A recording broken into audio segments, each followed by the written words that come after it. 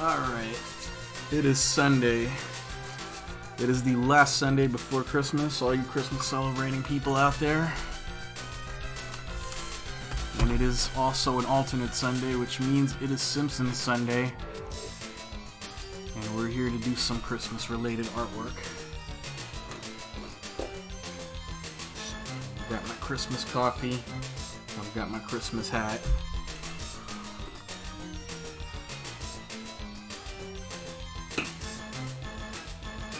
I've got my decidedly non-Christmas related Simpsons t-shirt. But we're here. Hey, Lady Angamanga.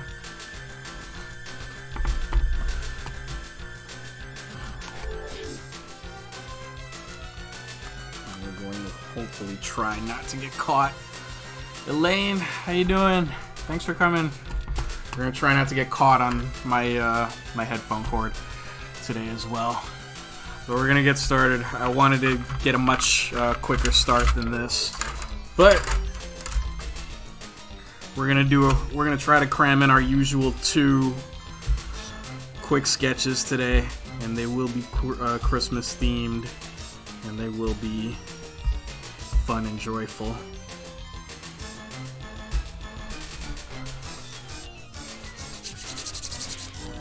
Well, thank you very much for coming. Appreciate it. I'm glad you're here.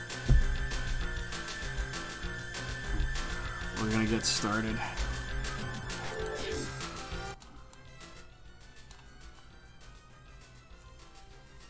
We're gonna adjust that.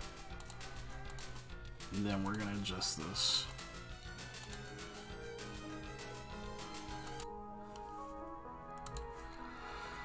And that way I don't have to worry about it too much.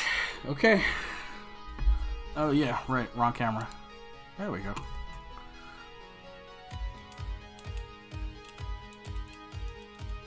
Tell Sean I said hi. Hopefully he's watching. Tell him he can draw along too if he wants. Alright.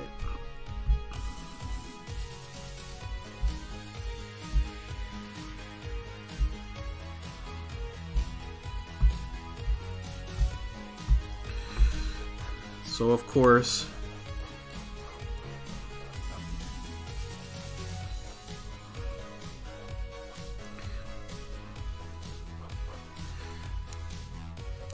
in this case, this week I decided, probably against my better judgment, that I'm gonna have to, oh, he's driving? Yeah, that's the one time I don't recommend drawing, is while driving. Not that I haven't tried it before. Don't recommend it though.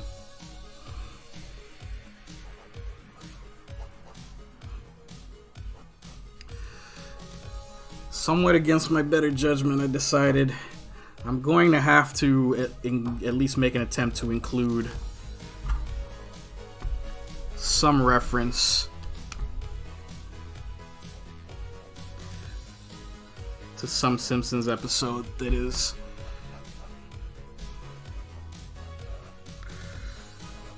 at least partially outside of the what would be considered the classic era.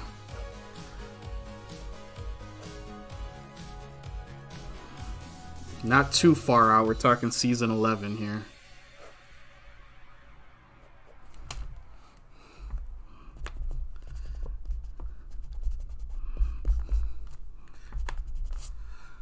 In an episode. Yes, all the memes are from the classic era, and all the artwork today is, or you know, the vast majority of the artwork today is going to be from the classic era too. Except this. All things are about the classic era, Lane. Except this one. This is sort of we'll call it proto post-classic. I know there are classifications. There are classifications made by more learned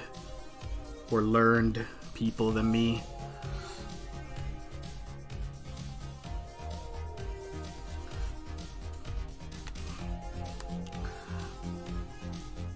And this is slightly out of that realm, but only a little bit. Like I said, it's season 11, so you know. And I thought for a second it was season 10.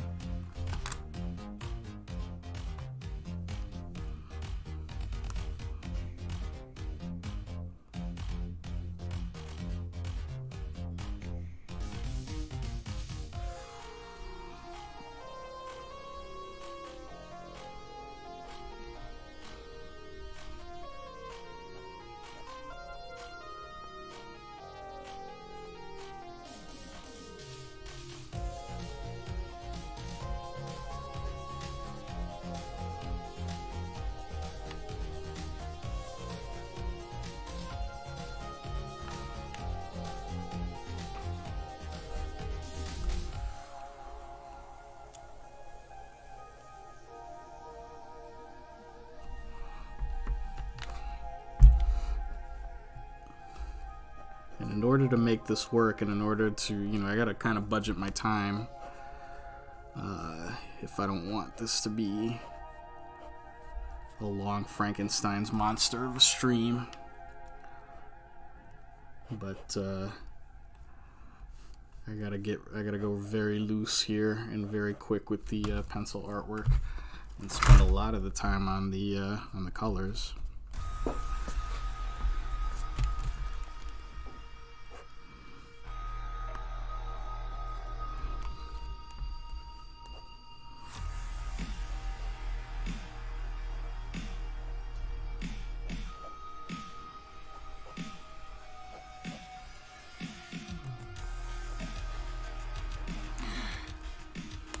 And I'll tighten it up in a little while. Especially, I'm very adamant about like perfectly circular Simpsons character eyes. So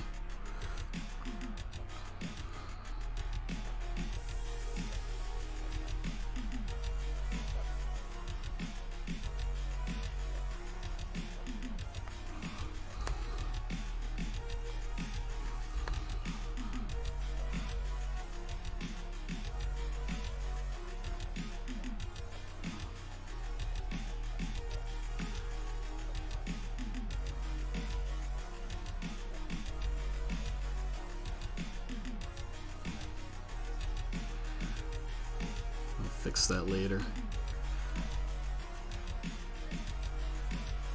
All Simpsons eyes should be perfectly circular and perfectly round, and I will fight anyone who says otherwise.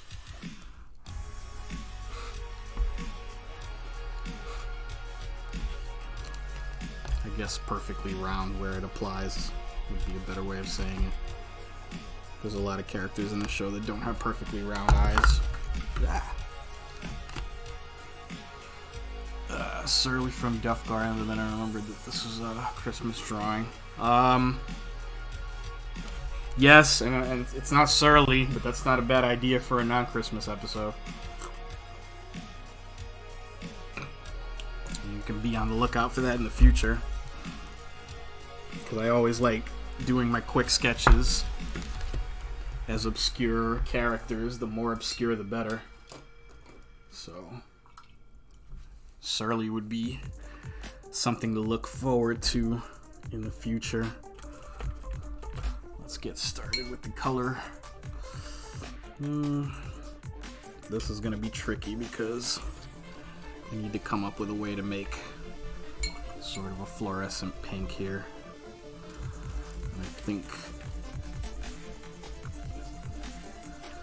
I might have to settle a little bit for pastel pink, but let's find out.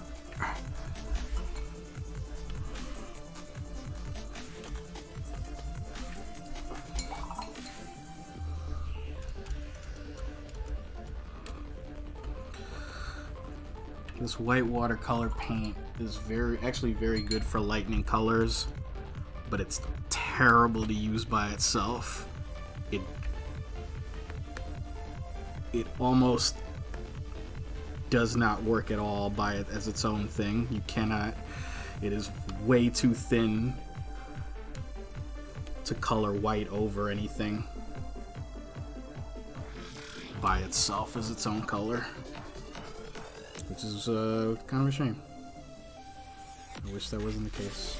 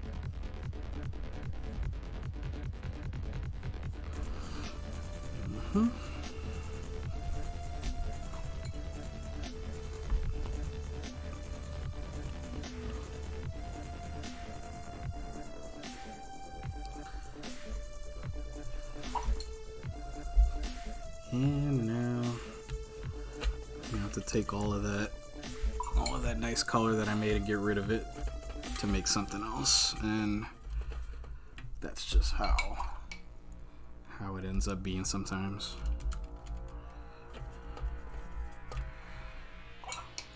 Now we gotta make a little bit of purple, which is a lot easier because we've already got purple. All we gotta do is lighten it up a little bit more.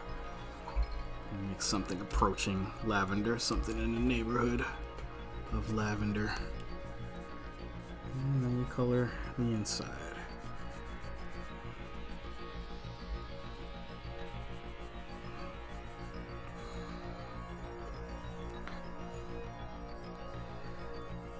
And like all of my best stuff, it looks like a hot mess now, but I just ask everybody to hang in there and trust that I will somehow pull it together into something coherent shortly. That's by no means a guarantee, but it happens more often than not. I'm confident enough to say.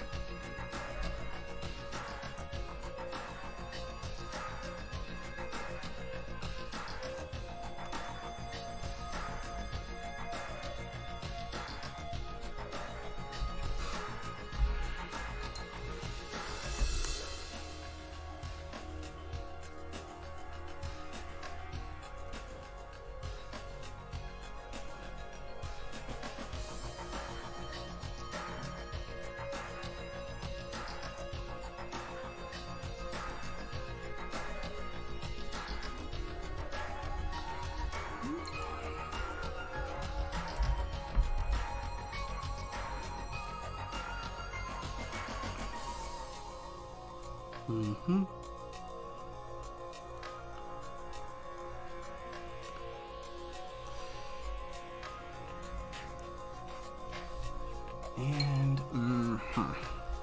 he's saying a lot today, I think. A lot of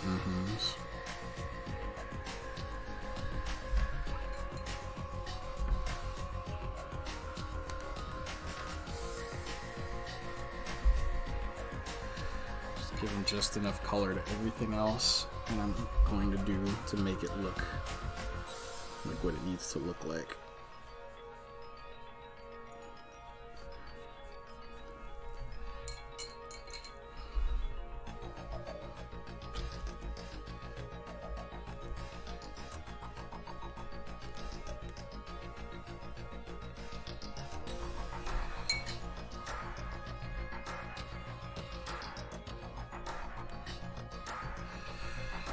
Hey, who knew that made a good color for an eraser?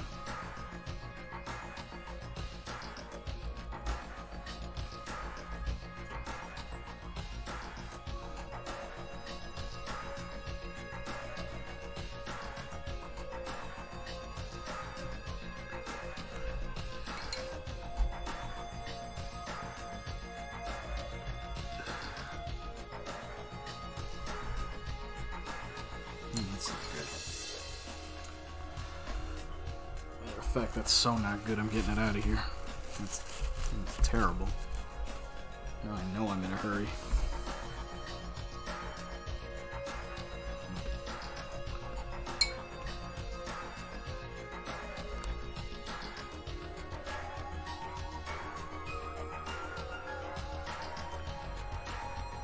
Yeah, I might have to go the marker route for this crusty doll here.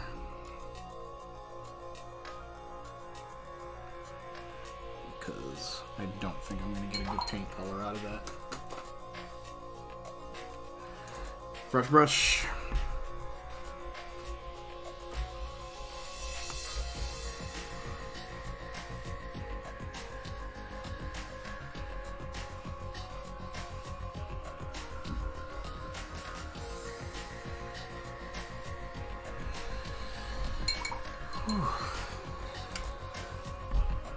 See, time can really fly on these.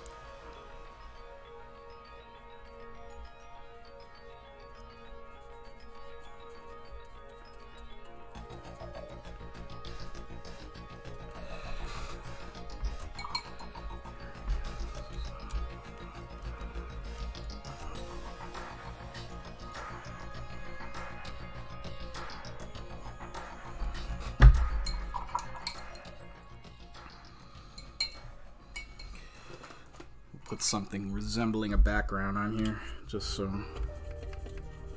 have something, or at least a backgroundish color. The background is supposed to be the Simpsons couch, so.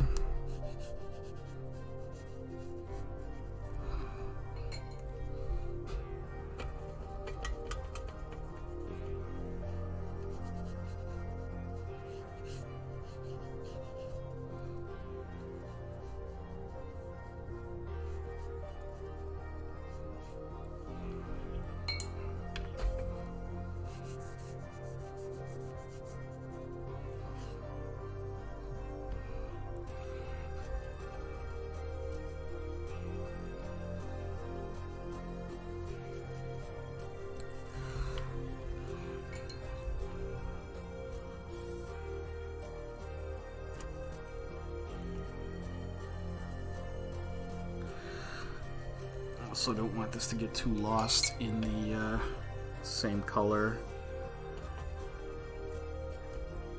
as our pal over here, who some of the people more versed in later Simpsons episodes will recognize as Funzo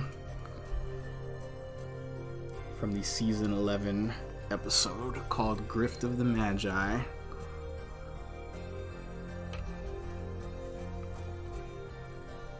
Which is the episode that's also famous for having a guest appearance by the late and often great Gary Coleman, who was a few prawns short of a galaxy.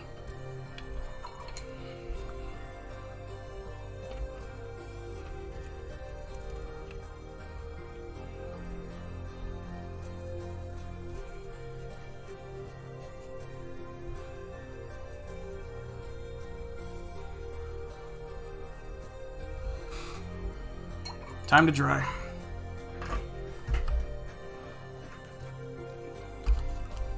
One moment, please.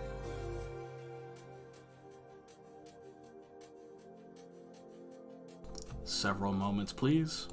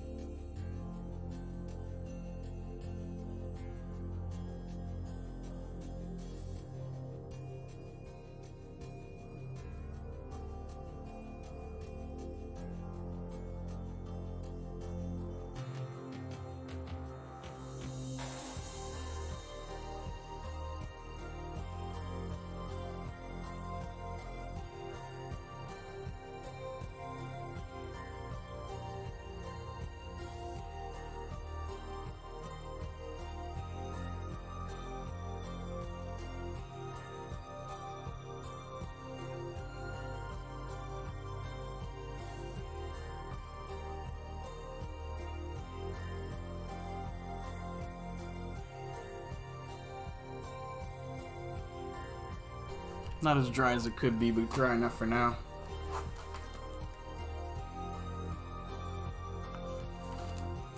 Now, once again, before I do anything, let's do this.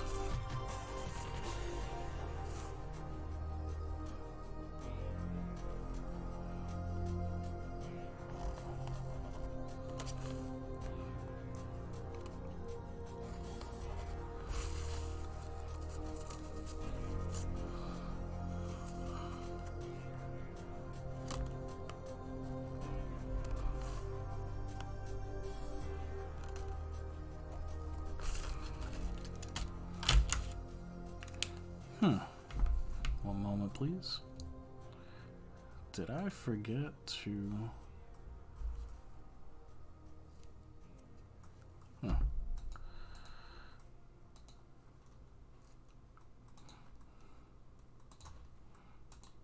Sure did.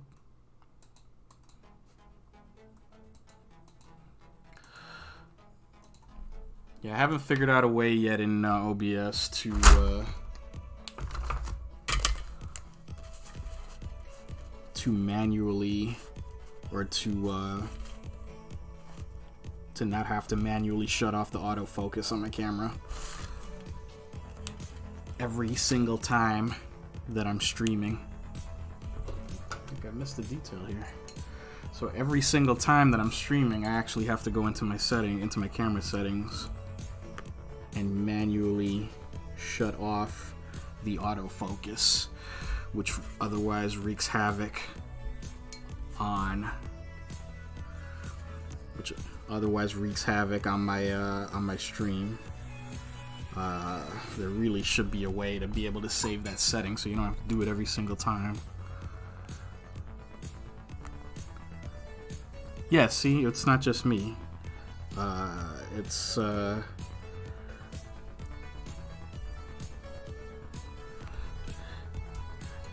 almost had a really angry sort of breakdown. Actually, it was on a Simpsons Sunday at stream a couple of, a month or two ago, where the table cam kept going out of focus and it was really pissing me off. To the point where I had to shut down, to the point where not that one. To the point where I had to do this and cover, shut off the camera pointing to my face because I know I looked so angry at the time, and that's just unprofessional, and I didn't want to be on camera looking like that.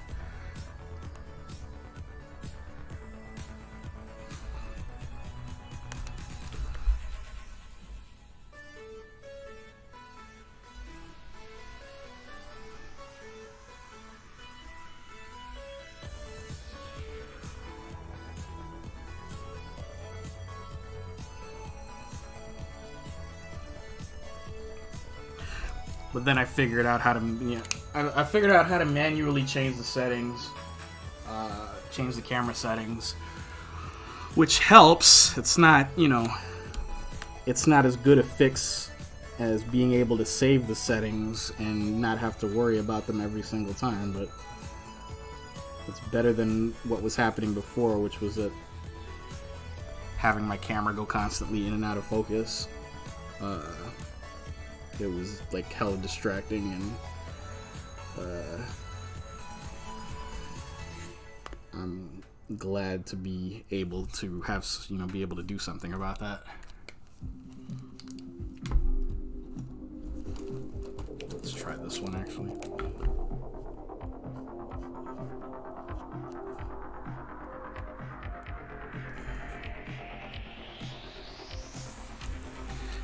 Probably not that one.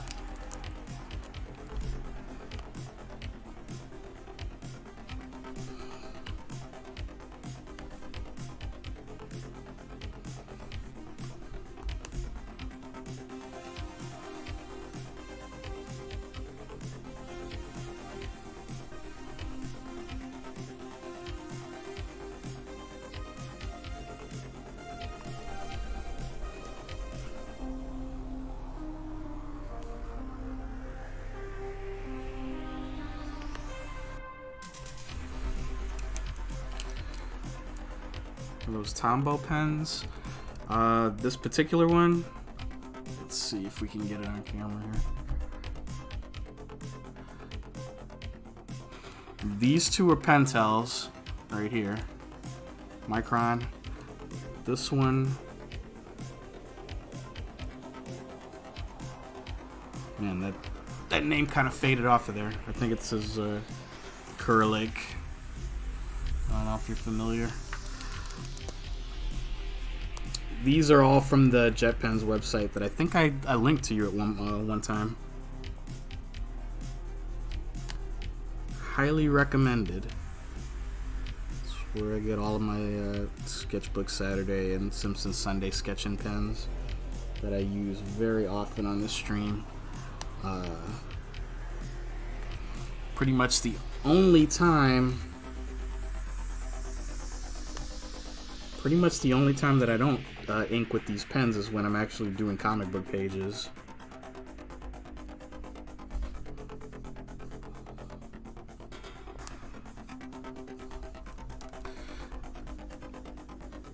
And in that case, that's when I'll use, my brushes, my tiny, Winsor Newton brushes, and I'll use like some actual India ink, and I'll still use the Microns. The Microns are just too good not to use, but I'll use my technical pens and all the quote-unquote professional level stuff that you're supposed to use for that. But this stuff, especially given I've talked before about how impatient I am,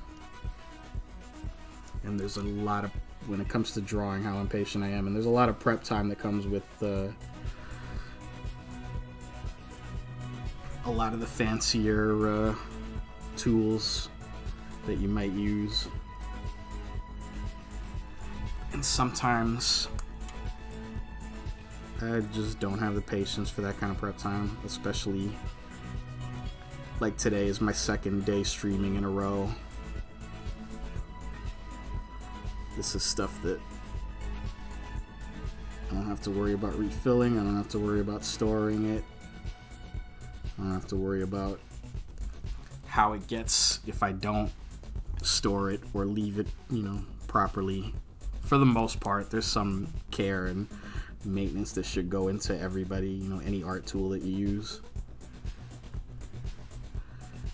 You don't want to neglect your tools completely. That's not good. Then you do that, and they don't last very long. Be good to the supplies you use, and they'll be good to you. But there are degrees.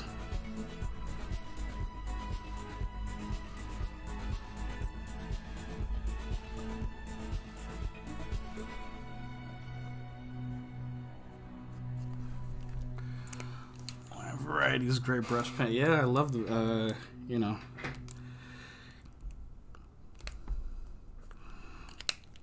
my only complaint is that some of these run out, much faster than I would like, and then I've got to keep replacing them. But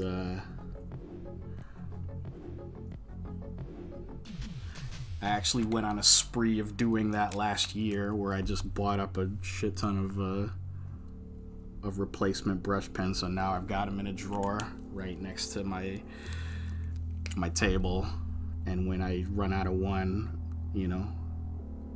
I don't have to worry about replacing it. I can literally just throw this one. I can literally just throw the one that's empty across the room, which is what I usually do when any of my pens or ink or markers runs out of ink, because I'm immature like that, and just grab the next one out of the drawer.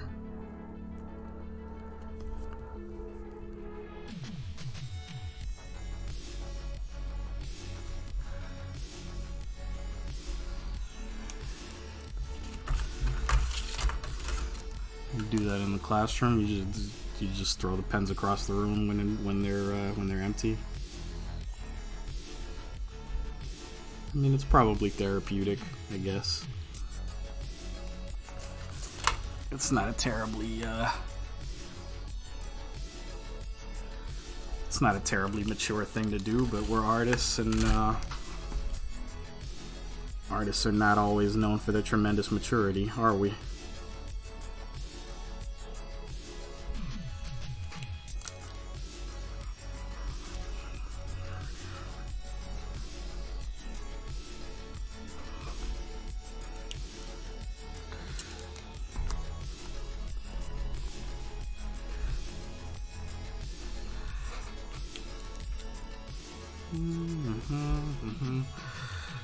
Oh, right, big eyebrows, or big eyelashes for Funzo here.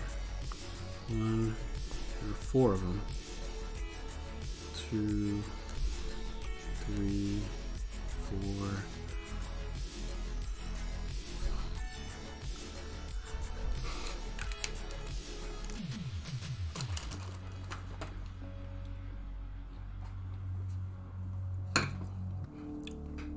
This is also right around the time that I started noticing, like, Simpsons episodes started getting a little bit heavy-handed with their satire. Like, if you've ever seen, you know, if you've seen the Funzo commercial from this episode, it's funny, but it's also like, yeah, we get it. Commercialism sucks. It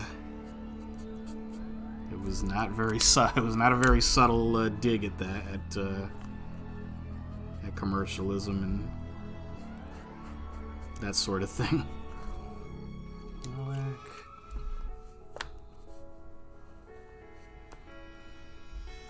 Funzo. If you don't have Funzo, you're nothing.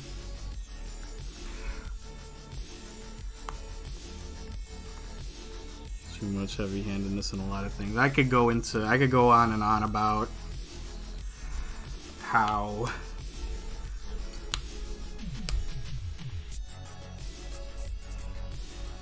as time went on in The Simpsons, the axes that they got, the axes that the creative team of the show wielded were, you know, got bigger and bigger, and and those axes grinded, you know, harder and harder each year.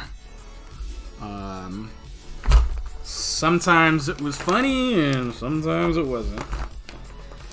And as time went on,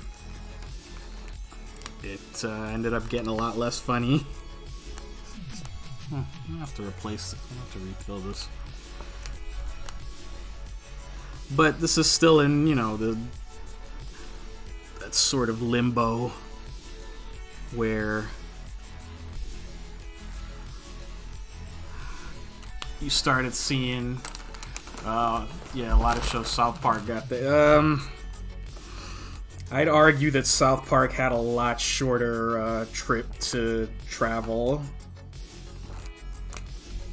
between where they started and where they ended up, as far as, you know,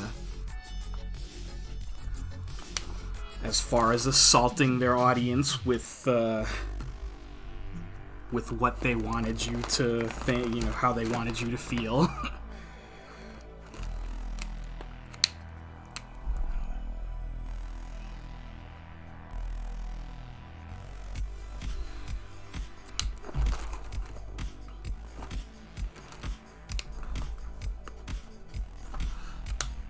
Simpsons had some pretense of subtlety. I don't know if South Park ever really did.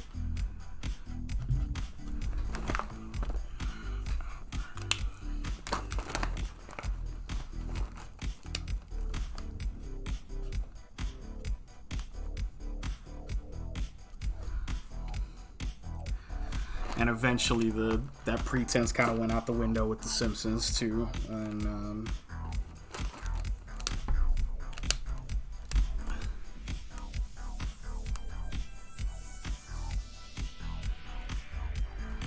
I talk about this from time to time, that, you know, at a certain point,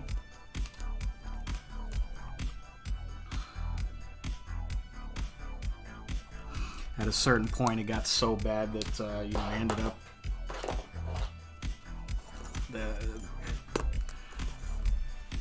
ended up not watching the show for a couple of years as a result. I talk about this episode often. It was from 2004, season 12 or 13, I want to say. The episode was called Codependence Day. And that episode pissed me off so much that I stopped watching the show for 3 years. I didn't start watching. I didn't watch anything Simpsons related again until the movie came out. And the movie kind of rekindled my love for the show. Sort of. The movie kind of reminded me of why I'm a fan. The show, I don't think, got particularly any better, but the movie was great. I really enjoyed the movie. Yeah.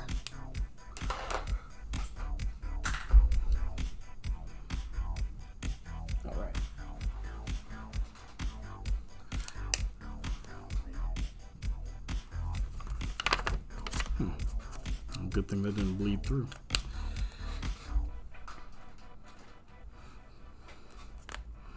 So we've got Funzo assaulting the Krusty and Malibu Stacy dolls.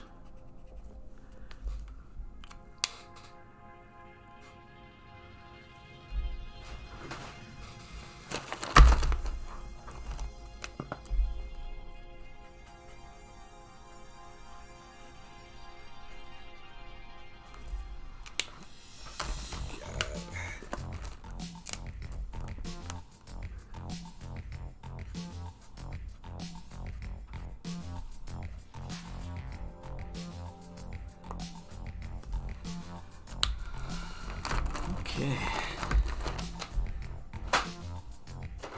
That's one.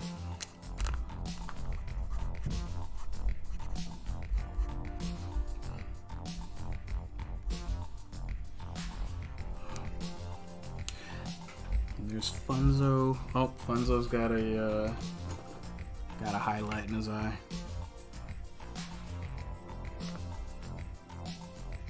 There we go. I'm gonna try the watercolor base with markers on top. Yeah, I don't know if I'm doing it justice because I feel like I'm rushing through this part, but I've used it to great effect with a lot of things that I've done, and really, if you're using good markers, and I know you use Copics, and I showed you the ones that I use, the Blick markers that I use, which are comparable. They're not quite as good, but they're very close. And if you're using a quality marker, then it's really like you really can't tell the difference unless you really know what to look for between where the marker ends or between where the paint ends and the marker begins. So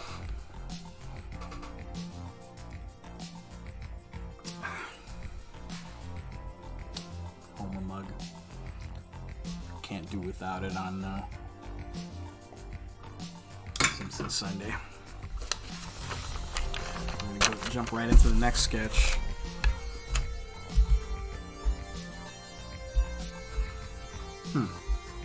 Okay. This one's gonna be a gimme. This one's gonna be like stupid easy because I wanted to give myself a stupidly easy one today.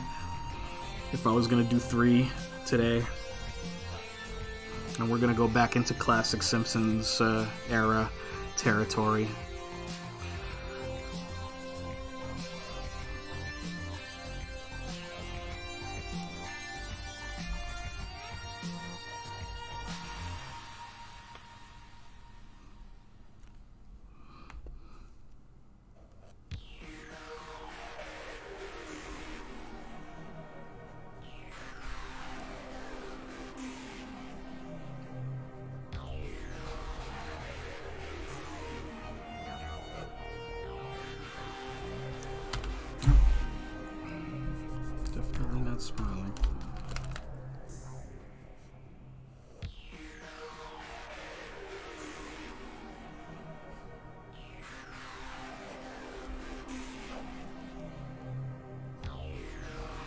probably drew this a little bit too big too, but what are you gonna do? Maybe I can stand to in-smallin it a little bit. Yes, I said in-smallin. It's a perfectly cromulent word.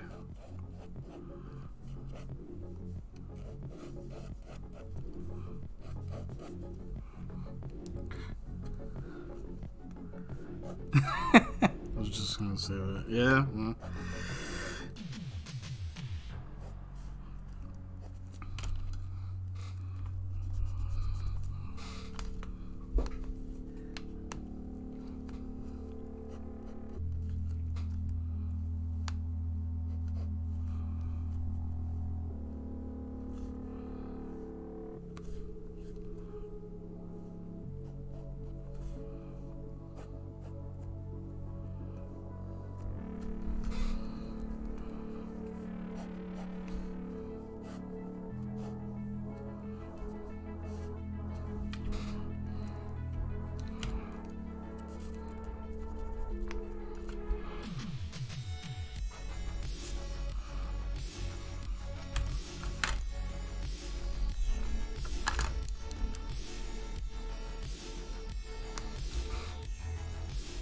And this one is,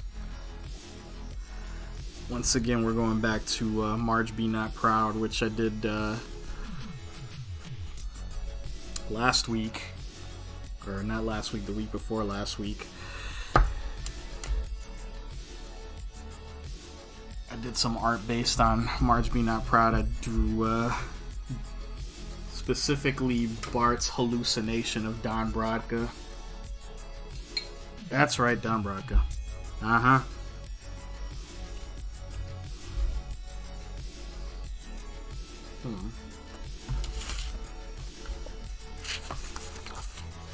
Put underneath here.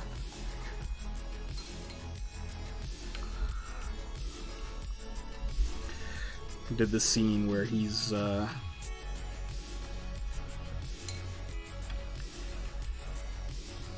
Bart imagines him like in the, in the car seat cushions.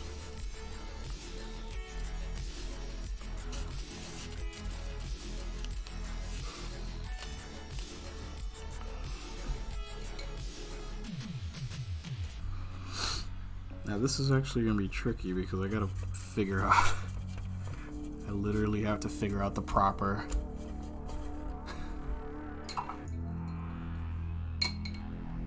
Capiche? Well, do you understand? Everything but capiche.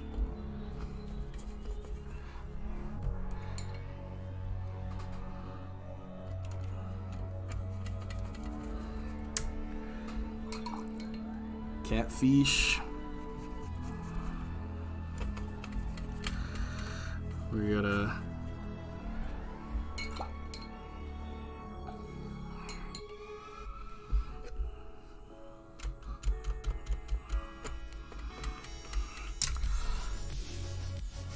Yeah, that'll do. That's the color I was looking for. This is very appropriate. Like, I wish I could just throw up certain pictures up here without having to, do some significant prep time to be able to do that ahead of time before we start here. Because,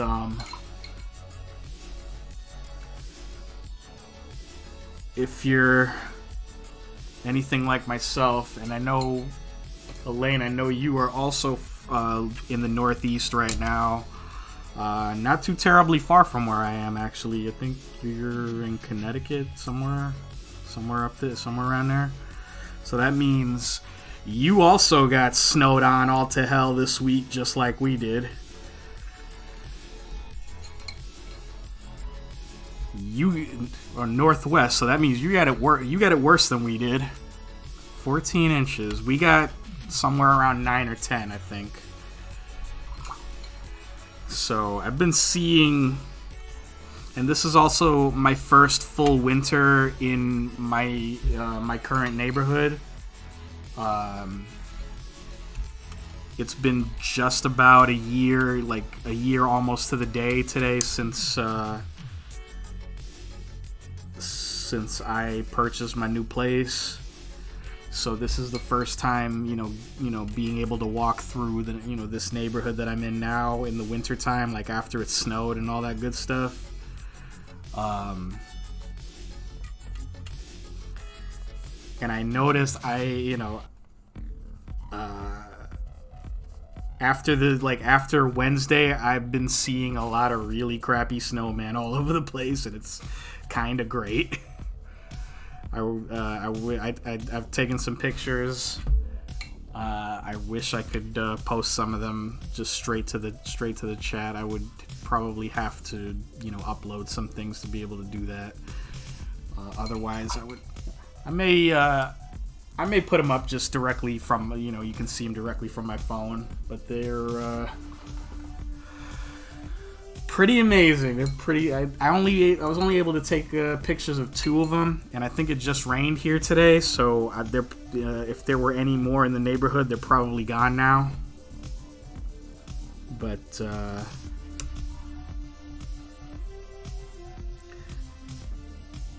this is what it always reminds me of. This from Marge Be Not Proud. This is what it always reminds me of, and that's Bart's snowman that he makes out of the gray snow under the car, underneath the car. Which I feel like we've all had an experience with that. We've all tried to, we've certainly anybody who's dealt with snow. Anybody who's dealt with snow in an urban area, in an area with a lot of people, has had to deal with that beautiful, freshly fallen white snow lasts about one day in a populated area. After that one day,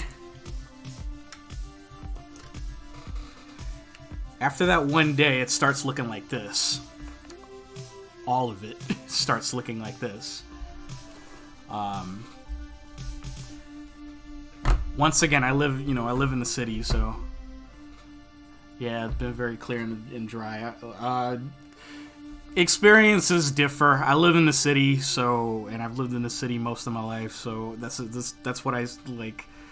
I have a very clear familiarity and a very clear connection with, with that 2-day-old ugly gray snow that you find everywhere.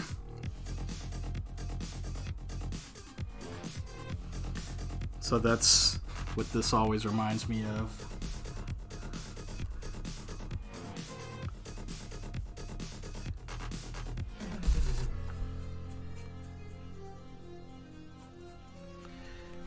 And yeah, that was an unexpectedly, Marge Be Not Proud. That was an unexpectedly tear-jerky kind of episode.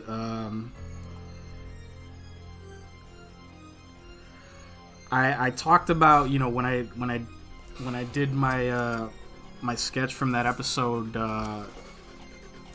2 weeks ago. I mentioned that it took the creators of the show, they knew what they had with the original, Simpsons Christmas special, and it was so classic and it was so iconic. Nobody ever wanted to make another Christmas episode for another Simpsons Christmas episode because they knew it was going to be compared to the original one. That episode is so significant for so many different reasons that just nobody wanted to touch it. Nobody wanted to go back to that territory again. And it took them 5 years before they, it took them 5 more years before they dared to try to make a new one. And then that one became an all-time classic episode, and that was, Marge Be Not Proud.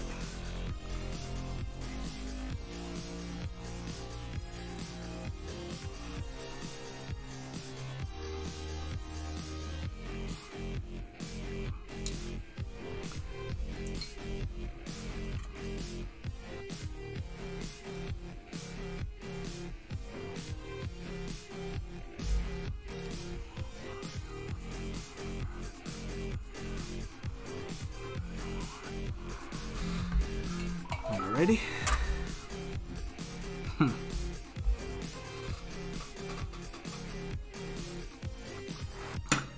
Here, I'll show you the, I think I still have it in here somewhere. I also have Mother Simpson phone background. But, coincidentally enough, here it is. Yeah, this is one of, let me see if you guys can see that. That's one of the snowmen that I saw, like, when I went for a walk, like, the day after it had snowed.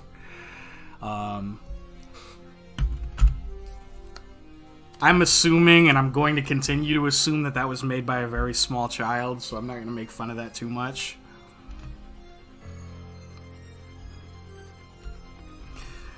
Then there was this one that was, like, outside of, a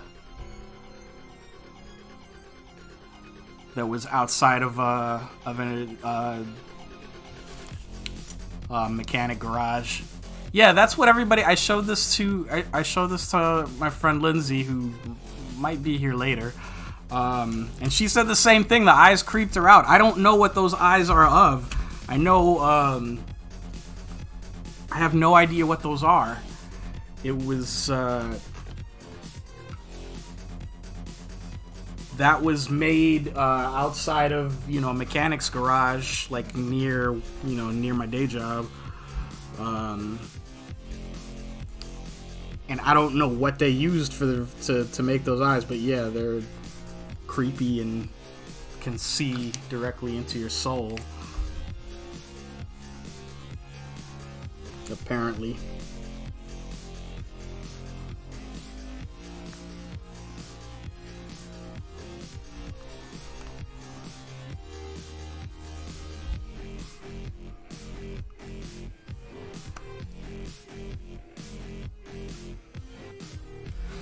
With my luck,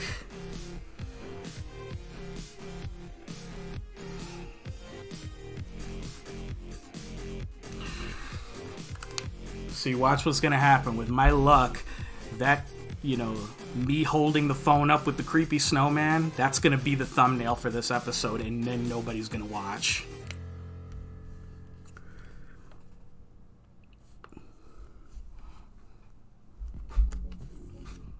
I can see it happening already.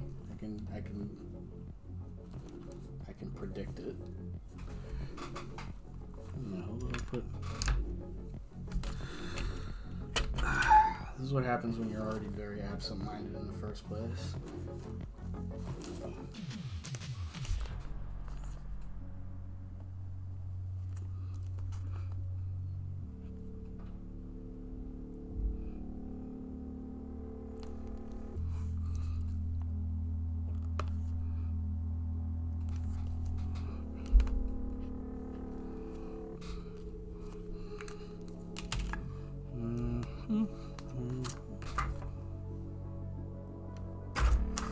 This is what I'm talking about. I just had my circle template in my hand 10 minutes ago, and I don't know where I put it because I'm disorganized and neurotic, and I probably dropped it. Alright, we'll come back to that. Show must go on.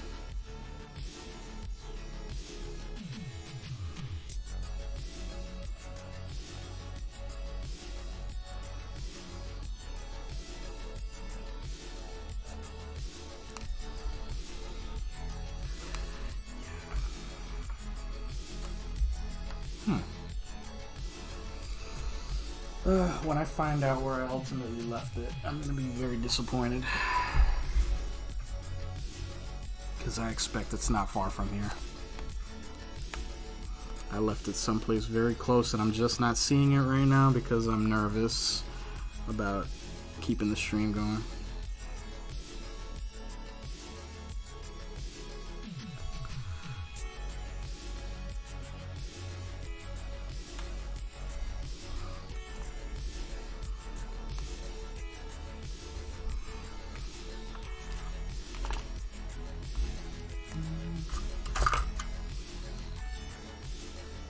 Nope. That'll work.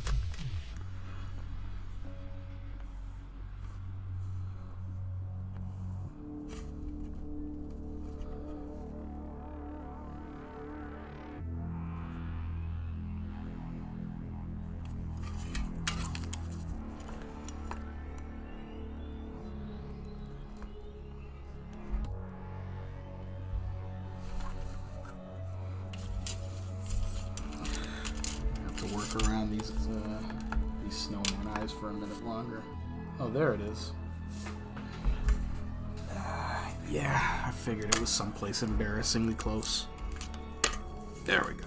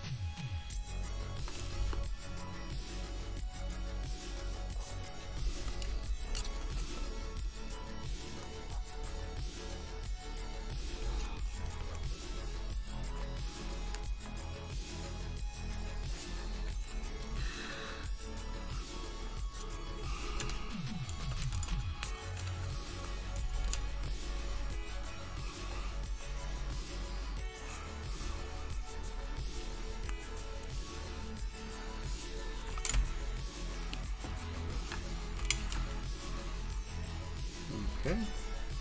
Let's clean this up a little bit, but for the most part, this is good.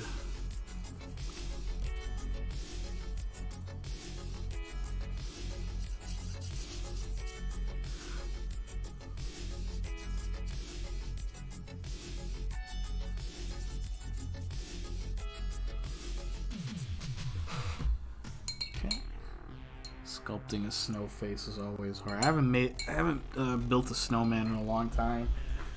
I'm not sure if I'd be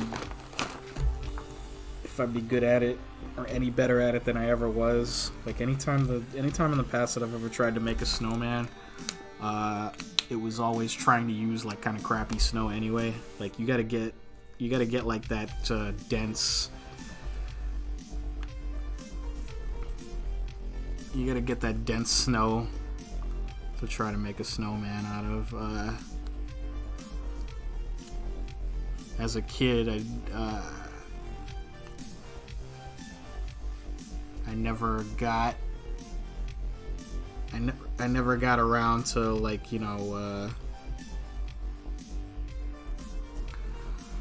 being when it snowed. It always. Whenever it snowed like just enough to build, to be able to build a snowman, but not enough to where like you didn't want to go outside at all. It was always that lame, powdery, salty snow that just kind of like disintegrates in your hand. So I never, anytime I was able to go outside and play in the snow as a kid, which,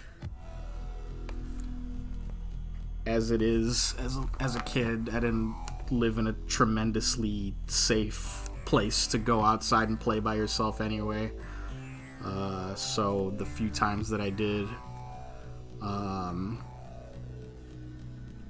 it wasn't the right kind of snow for that sort of thing. We couldn't like have like snowball fights or anything like that, because you'd just be like, it's like it'd be like taking a handful of sugar and throwing it at somebody.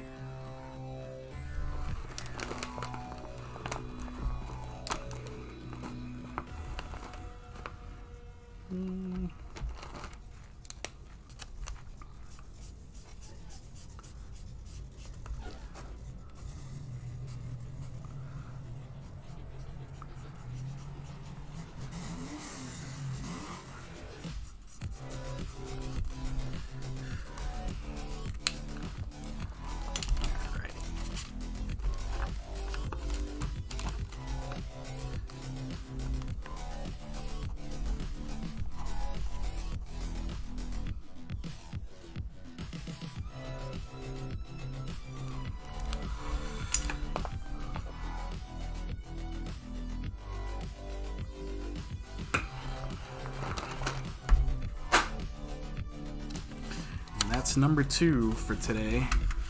We're gonna get started on our feature painting. I'm gonna take a very quick break. I'm gonna refill this coffee, and I'm gonna reset the table. And I hope you stick with me. It'll only be a short break. And when I get back, we're gonna dive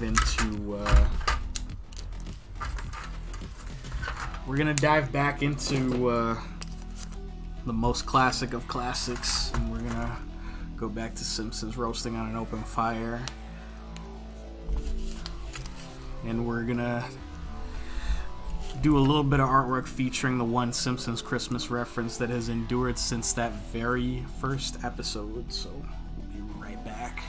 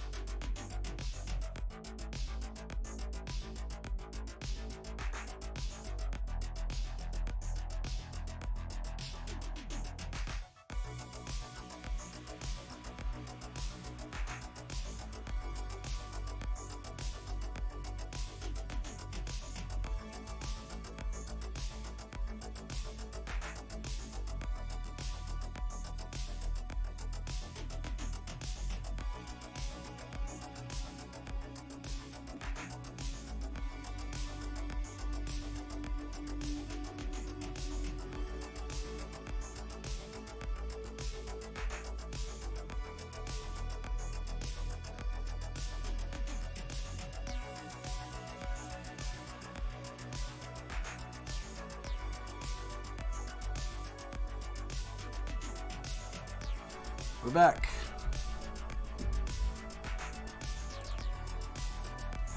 There we go. Hope that wasn't too long.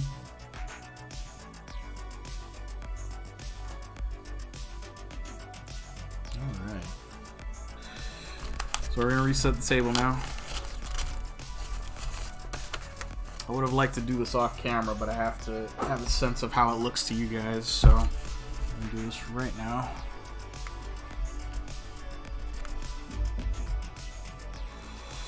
I'm going to put on the tape, which I'm just going to end up taking off later on anyway.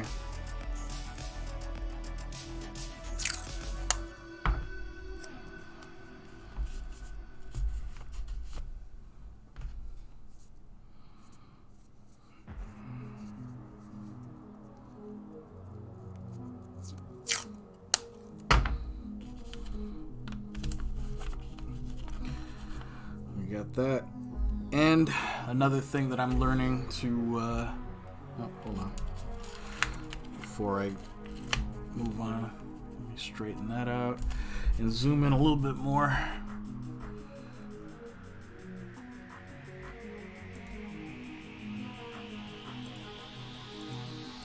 Zoom in just a little bit more.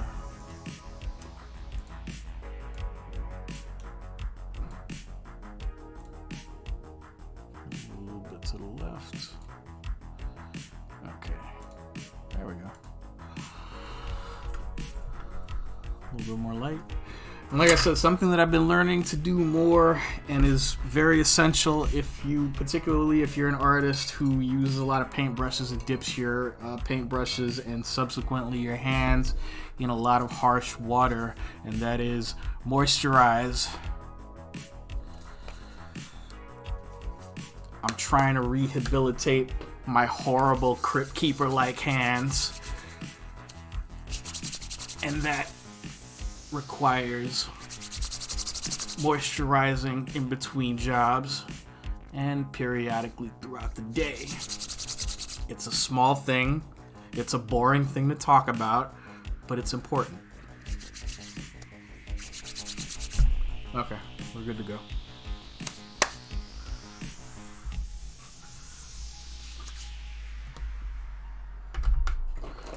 Where did I put my gun? I mean pencil.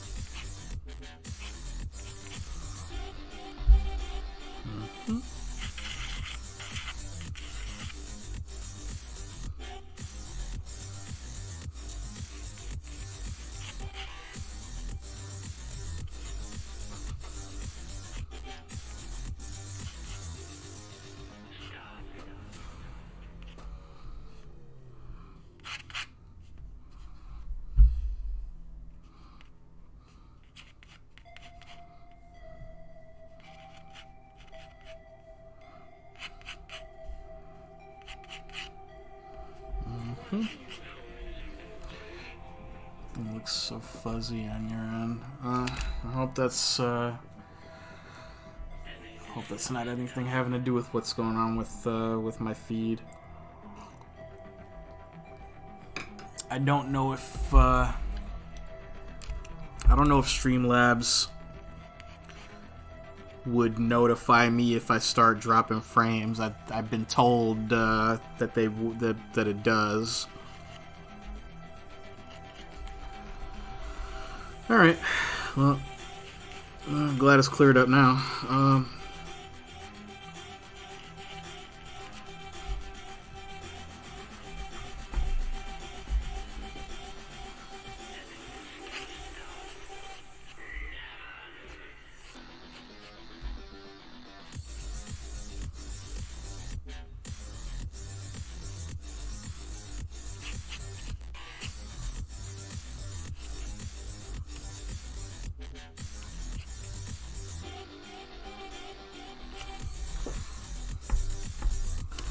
Okay.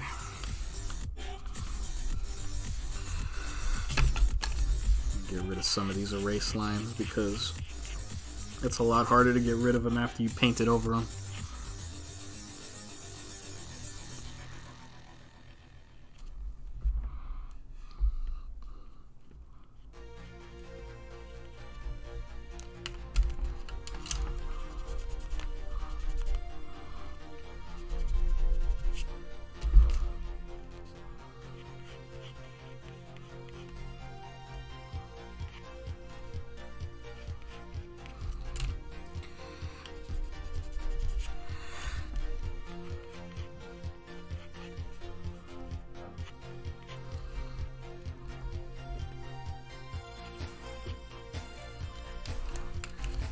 And so, what we got here now is we're working on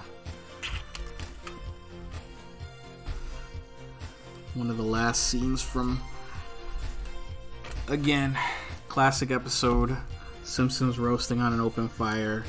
The very first, and you know, when I did one from 2 weeks ago, I mentioned this. The very first full-length Simpsons episode. And it also has kind of the cute distinction of being the single only Simpsons episode to air in the 80s. It aired on, I think, December 10th, 9th. Oh, it premiered on your 7th birthday, so you know what date that was better than me. December 17th. Okay. So what? It was very, very recently. December 17th, 1989.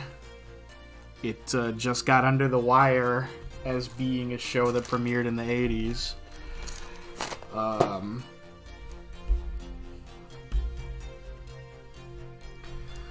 It is the only reason. It is the single only episode responsible for The Simpsons being able to claim that it is a show that now spans across 5 decades. Because technically, by how many days? 17? By 14 days, it spans 5 decades. Happy birthday, by the way, Elaine. I didn't know. I didn't know your birthday just passed, but happy late birthday. Oh wait, I did know your birthday passed because I was on the stream. I was on your stream the other day when you were doing the birthday art. What the hell is in this? I don't know. My brain is oatmeal right now.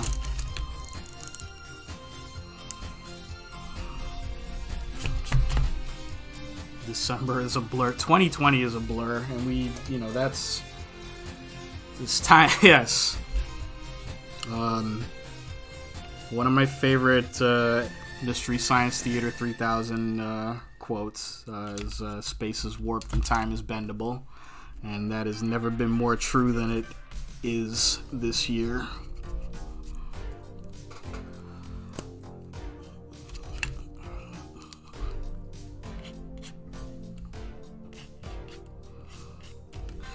So it's not going to require a tremendous amount of background here.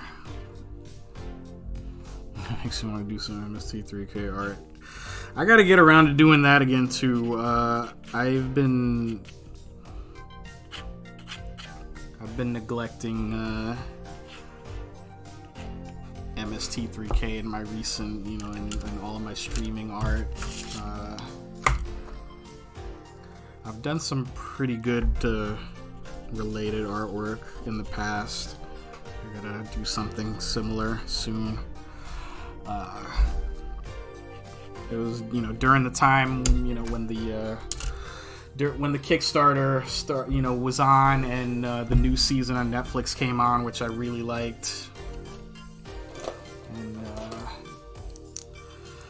opinions may differ. I think it was a combination of things just not working out past a certain point for the show, and also some of the people involved in the show kind of squandering the goodwill that they had with fans and with Netflix. I love that. I love the new season with Jonah Ray. There's some uncomfortable things that went on. I don't want to make it sound like it was a huge thing, but a lot of the cast from that Netflix season is not with the show anymore, unfortunately. And they're still doing, they're still going out, and I know Joel Hodgson is taking Mystery Science Theater 3000 on tour. I'm sure less so this year for obvious reasons, but certain things were. Yeah, I saw his tour too. I saw it 2 years in a row. I saw it I saw it the first time when they came to New York. They did a show right in Times Square.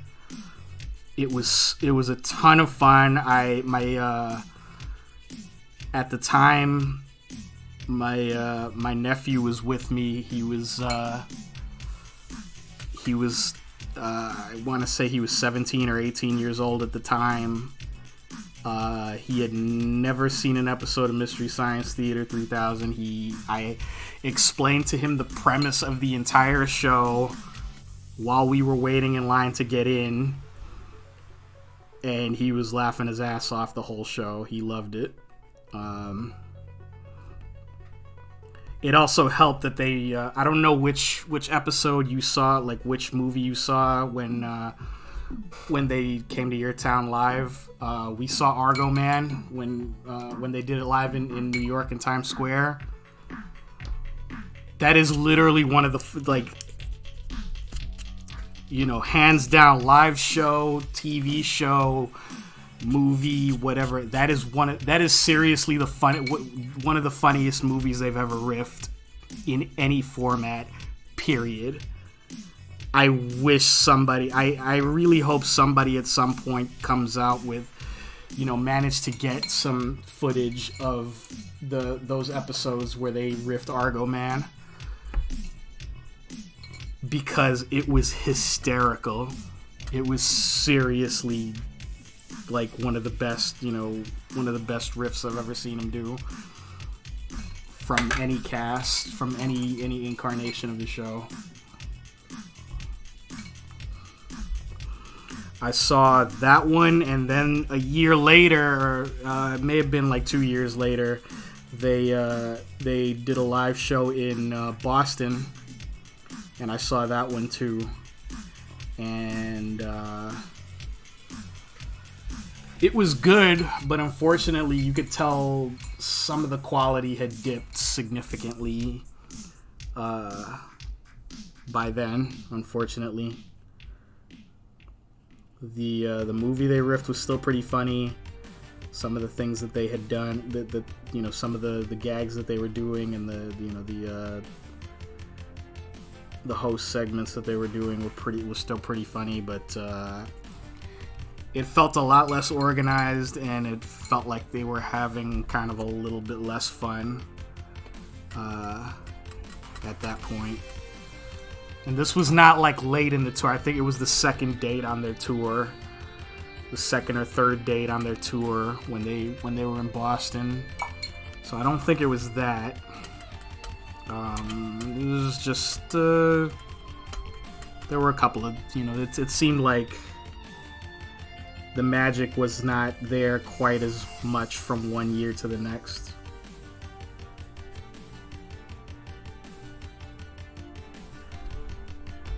I also said based on the strength of that second show that I considered not as good as the first one the year before.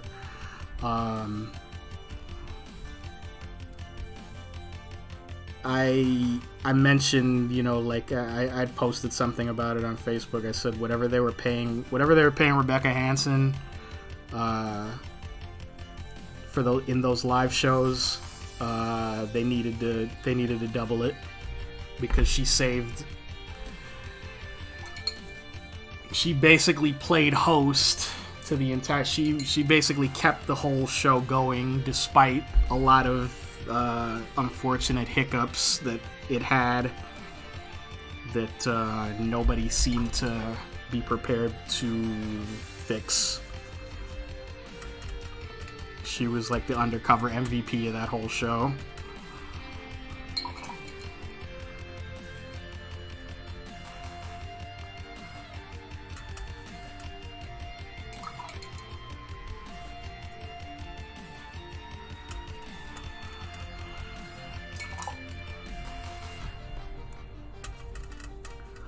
I'm going to try to get a brown that's a little bit different than this Homer muzzle here.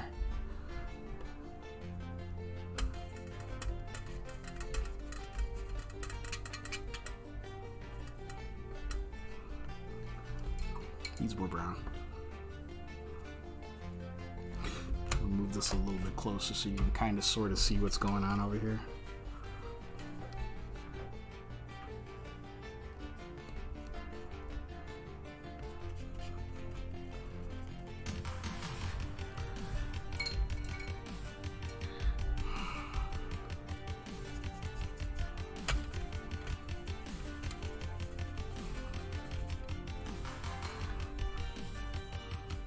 Yeah, that'll do.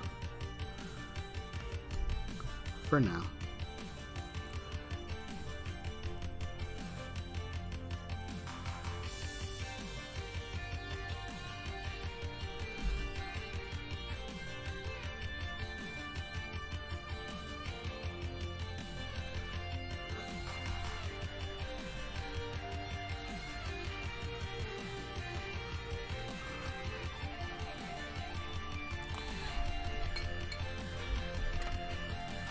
And as you can see, we got Santa's Little Helper from the very, very first episode of the show.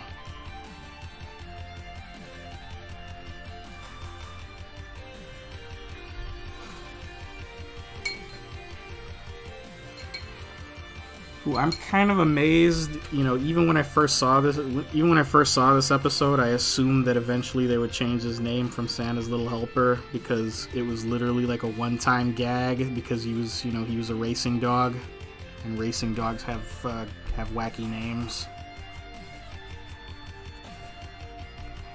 And they have kept that gag going. He is still known 31 years later as Santa's Little Helper.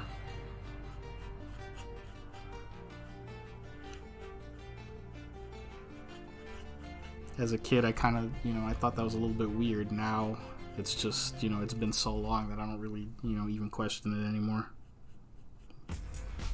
Not really, anyway.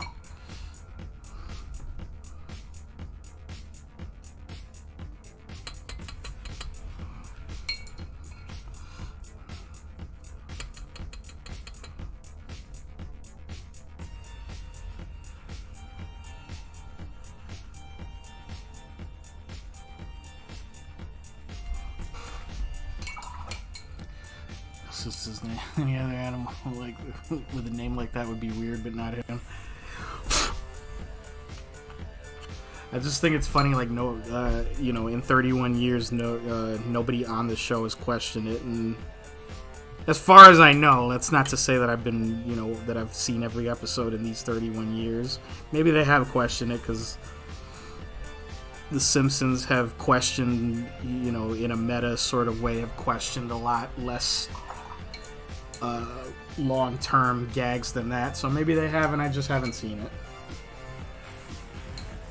I hope not, actually, because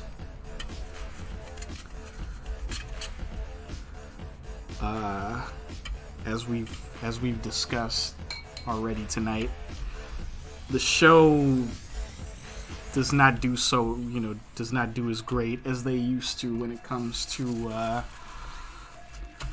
meta humor. As a matter of fact, that's probably the thing that's gotten the worst, in the history of the show is sort of the insideness of some of the comedy. Sometimes it's really funny, but sometimes it feels like they're trying too hard.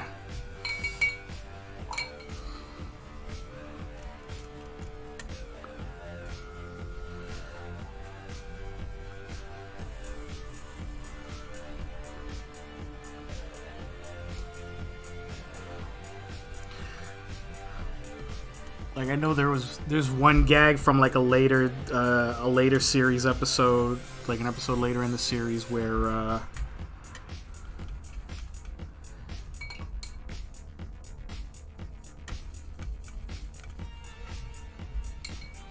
they're trying, they're looking to cast a family for a reality show, and I forget what family they wanted to cast for the reality show, but the gag was, the TV executives are saying, the TV executives say, nah, let's get a family that hasn't been on TV forever. Let's get the Simpsons. That was hilarious. That's the exception that proves the rule.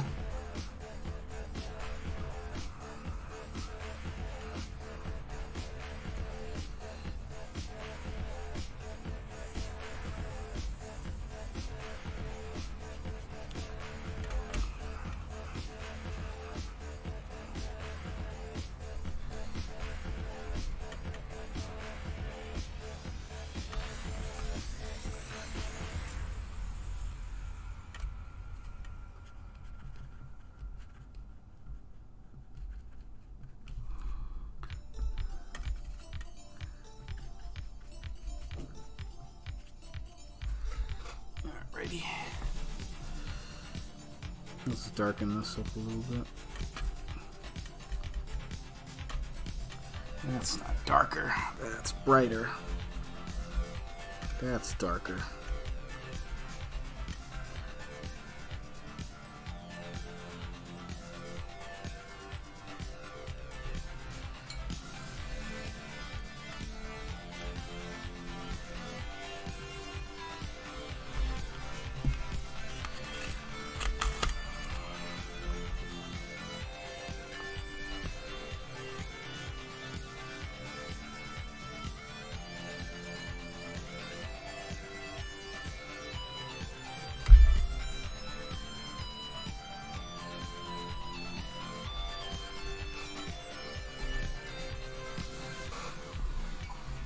Alright.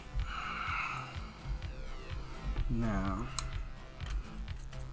there's a night sky behind them, and that might be tricky too. Let's see where this is going. That's an approximation of it. I think I can work with this.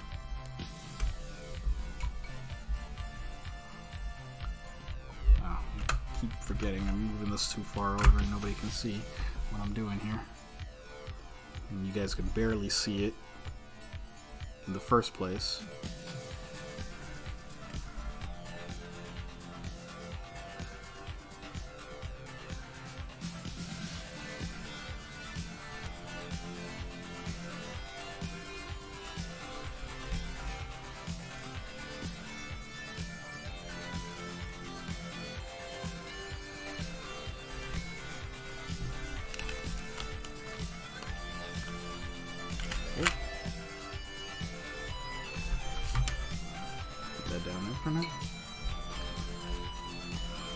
speaking too soon, but I'm glad like I haven't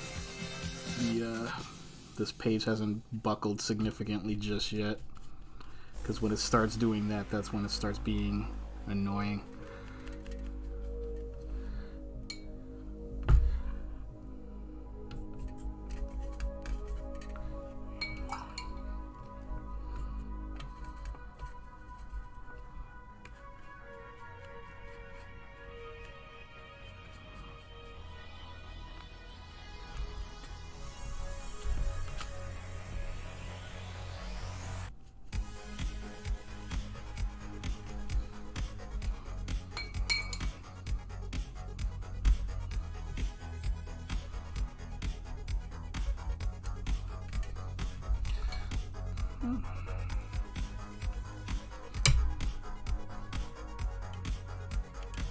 I forget, this is still what I considered the bump brush. This brush that has the gigantic long handle. I'm always bumping it against things. Used to be it was the camera before I was able to lift the camera up out of the way. But these days, most often it's my lamp that it sort of bumps against.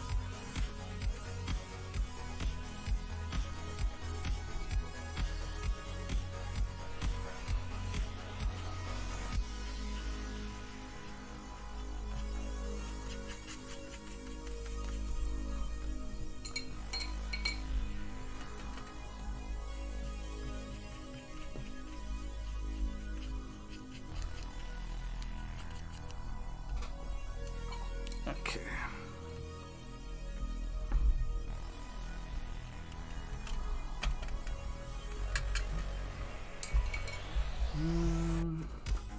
The other brush that I had for this guy. Oh well, I'll use this one.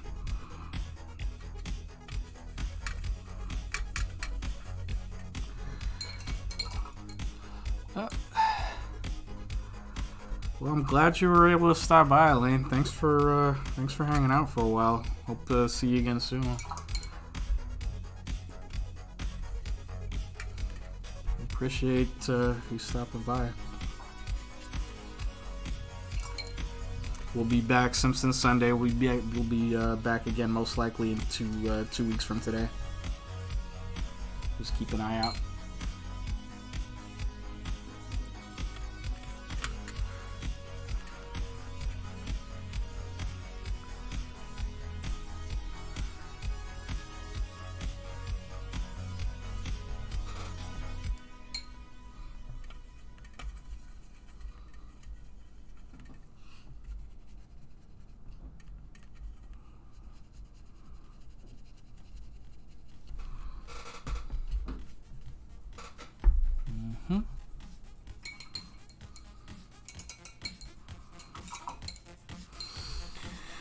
Alright.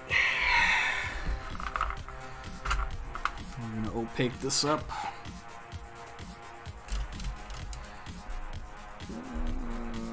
Yeah. What I'm gonna do, I'm gonna jump straight into the gouache.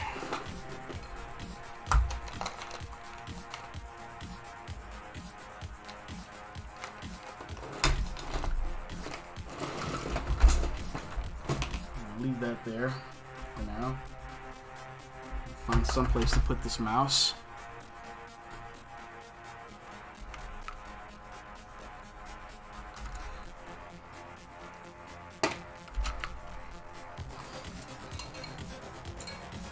And wet up the proceedings here. Still need to find the brush that I was using before for Marge. Here it is. No, that's not it. But I will use it.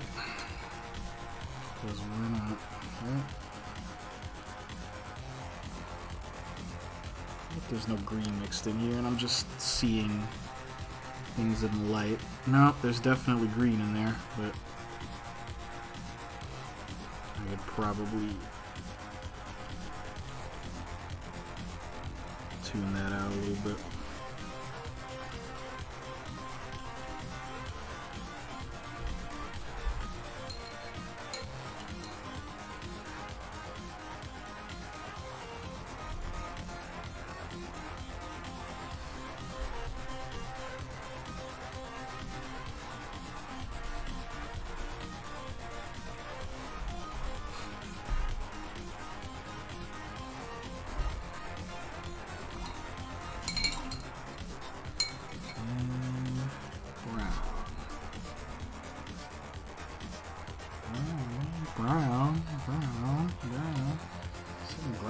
awful lot.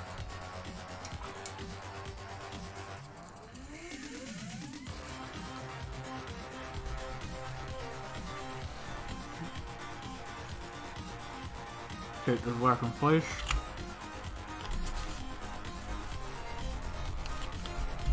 There we go.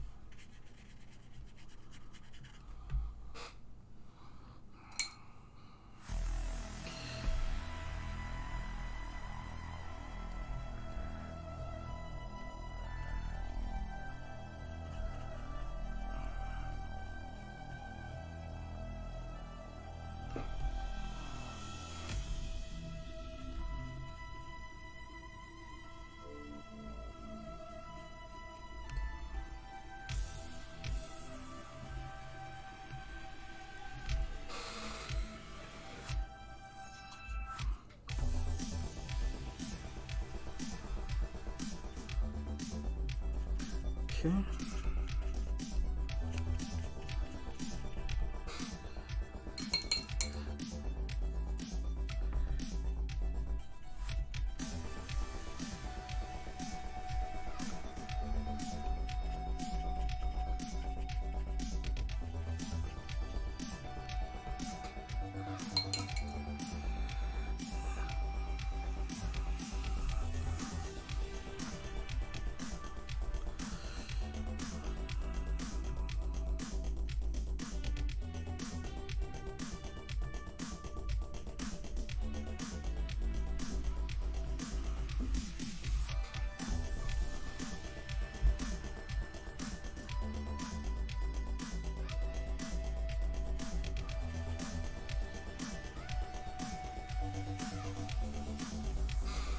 Okay. Behave yourself. Headphone cord. Alright. That works. What else we got here?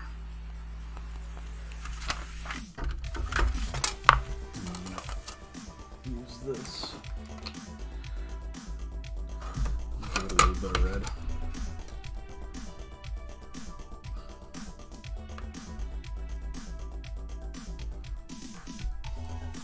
For those who didn't catch my stream yesterday, last night, I mentioned I'll be doing, most likely Tuesday night, I'll be starting, earlier this, a couple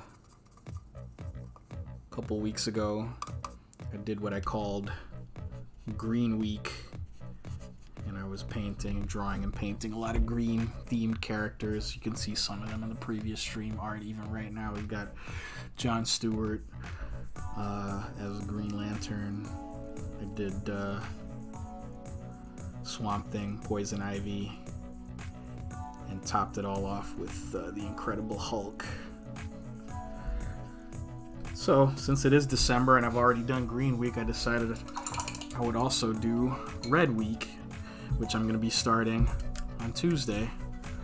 I don't know if it'll be quite as involved. I don't know if I'll have quite as many streams where I'll be doing it, but I would like to. I'd like to try.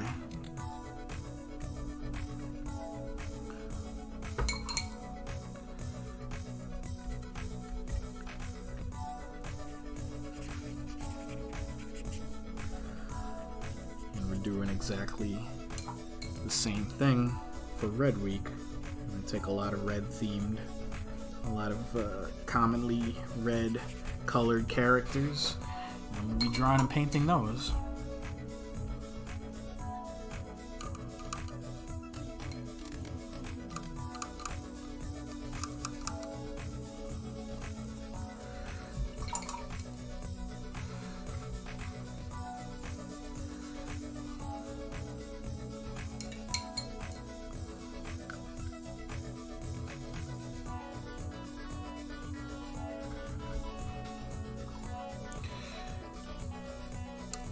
anybody who's interested in seeing that can join me on Tuesday.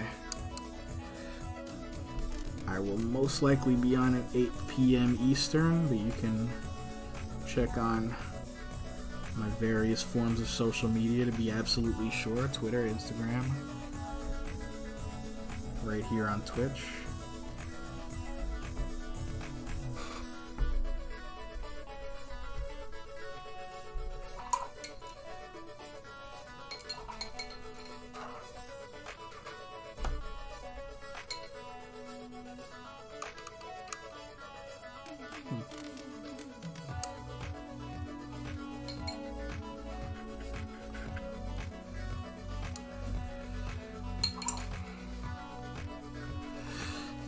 Always remember, in the absence of a proper brown color, you can sometimes get the brown you're looking for just by mixing red and green together. You can mix several different opposite colors together to get brown, but I find red and green work the best. You can get brown by mixing just about any two opposite colors, more or less. If you mix together, you know, purple and yellow, blue and orange, you'll also get a shade of brown, but usually not the exact same shade of brown in all cases. So if you want a consistently nice looking brown that you can work with, and you don't have pure brown to work with, red and green are usually the place to start.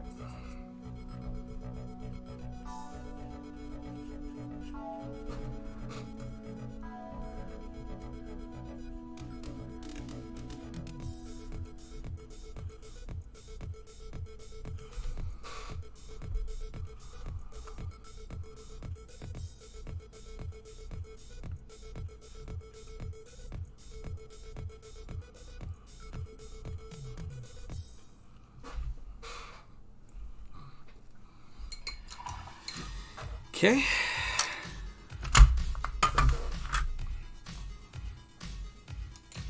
Get this in here. Yeah, I'm gonna need some more yellow. There's too much green in that.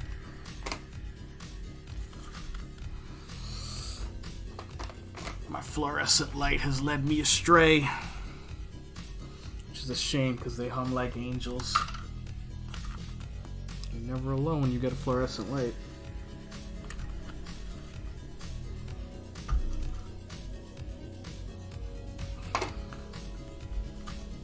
That was a bad choice to make.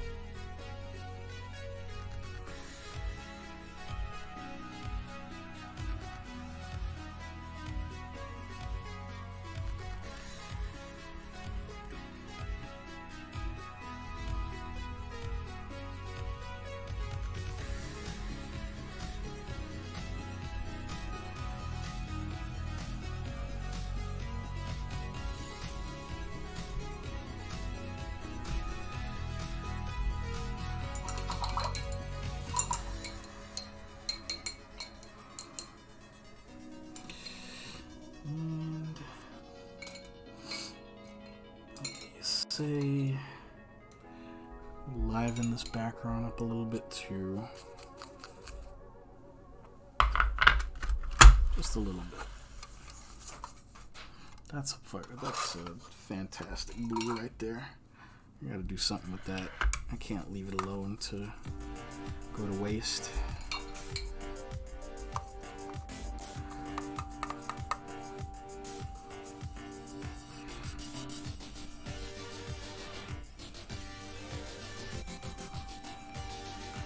So I won't. And what we'll do is we'll simply blend it into what we've already got. That's why I like to make my little undercolors and undercoats for that exact reason. Much easier to blend the gouache into and make it look natural and make it look a little bit less like a dividing line. Right? I hope so. I hope you agree.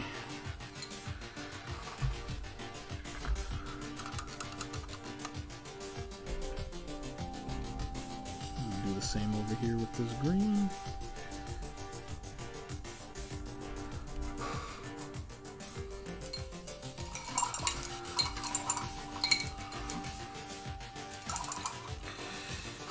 I'm gonna dry this off, and then we're gonna get to the inking. Where's my mouse? Oh yeah, I put it somewhere where it wasn't in the way, and now it's covered in paint. That's not good. I hope that's paint and not coffee. One moment, please.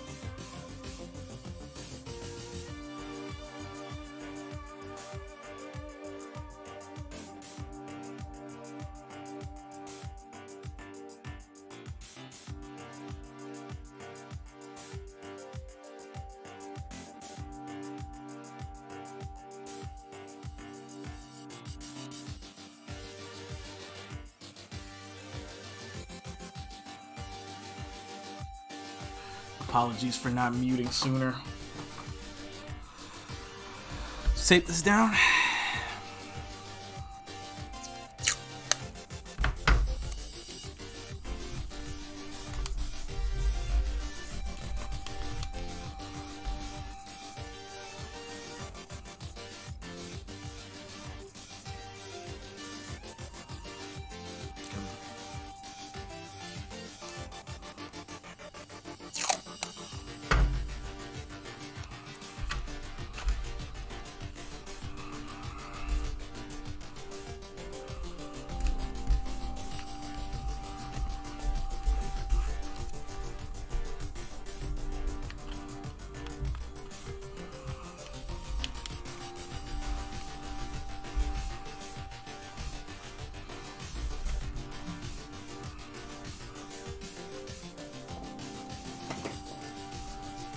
Alright, let's see what we can do with this.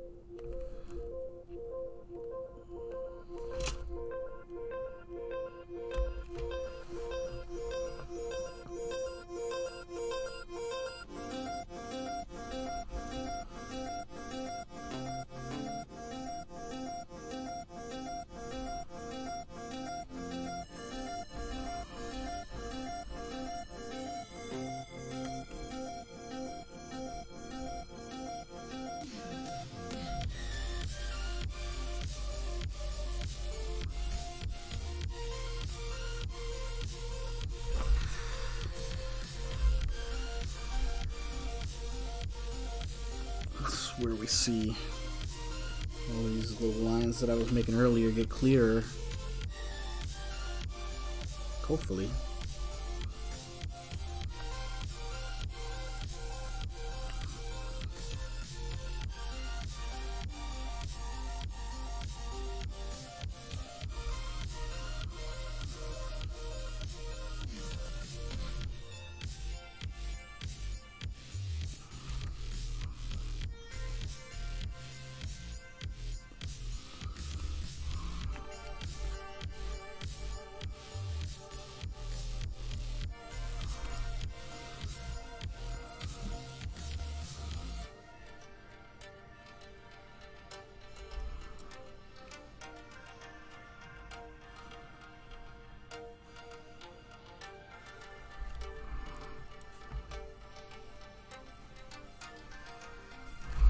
Okay.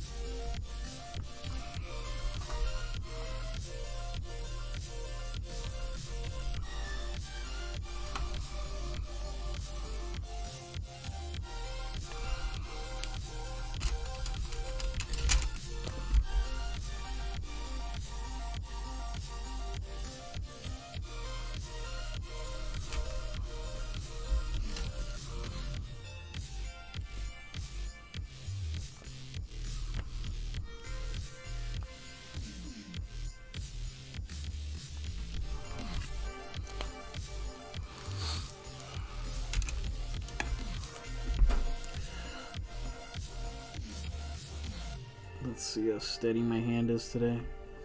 Steadier than usual, especially after that much coffee. That works.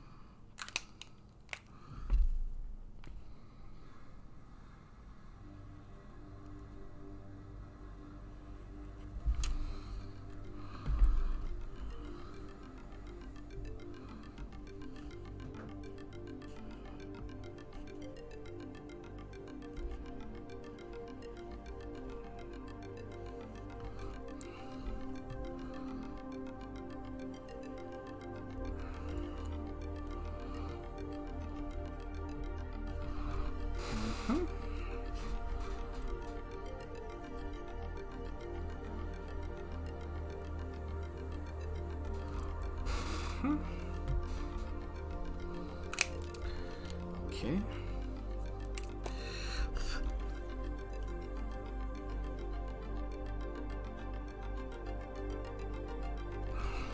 Sometimes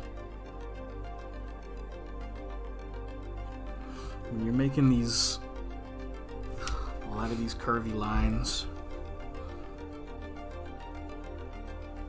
this is an oversimplification. Big disclaimer right away, right off the bat, but sometimes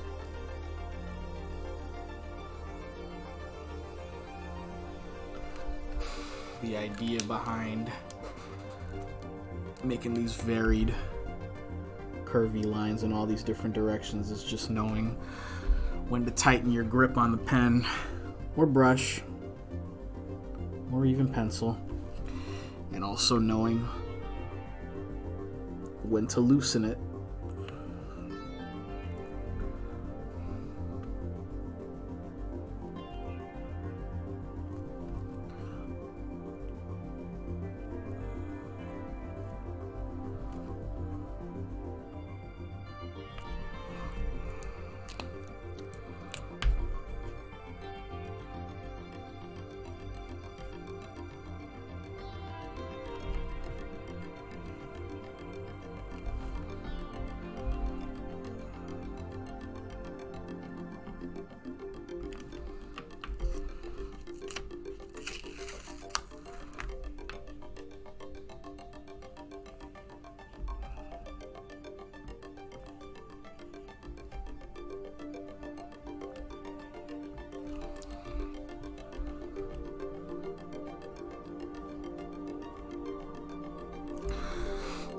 also having to compensate a little bit for just how much ink is coming out this pen right now, which is something that I have limited control over.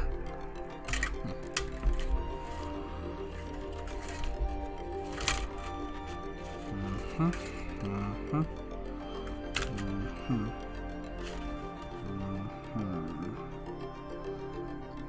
can make that work.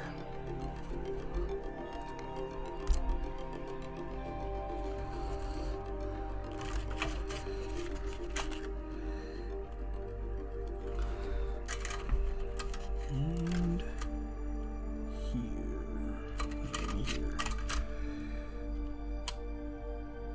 Yeah, that'll work. That's good.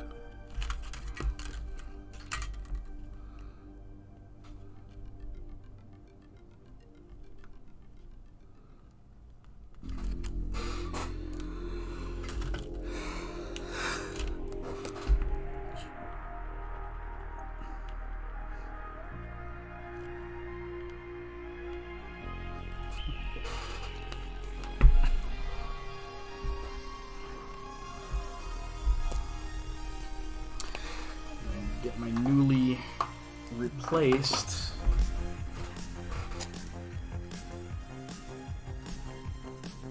disposable pocket brush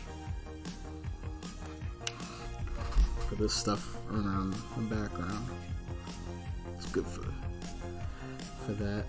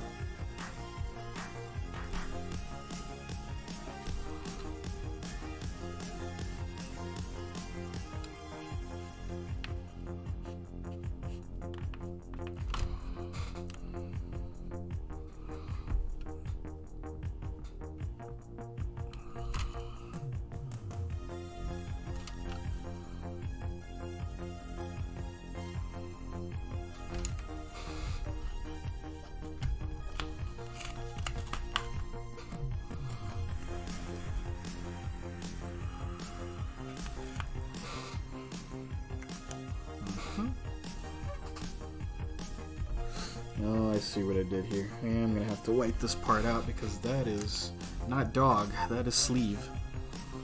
But that's actually not that hard. I'm gonna have to try. What I want to try to do next might be considerably harder, and that is add some shadow to this, which means I'm going to have to darken every color that I've already used. I don't think I'm gonna overdo it, but I'd like to try and see what I can make from it.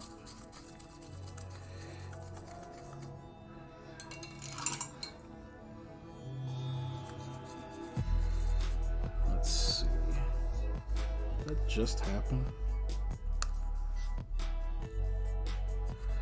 Let's see here.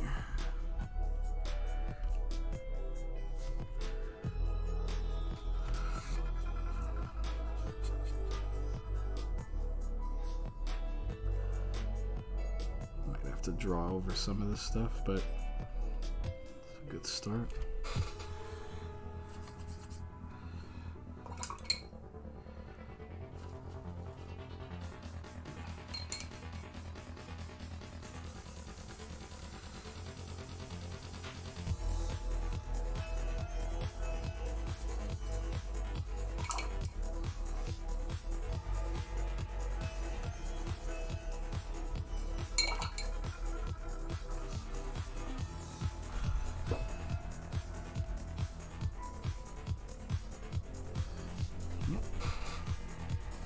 That'll do.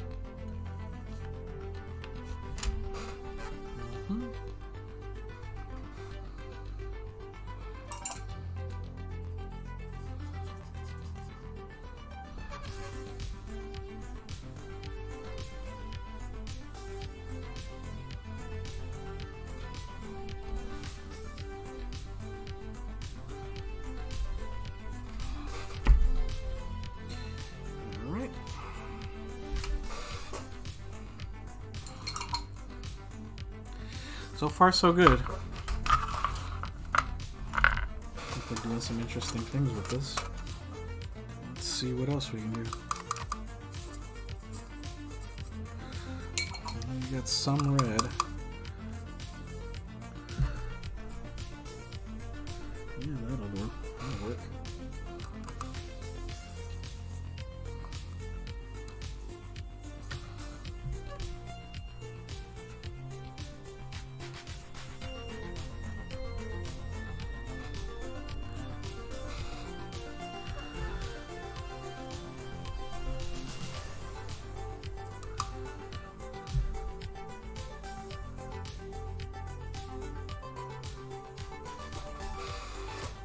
Huh?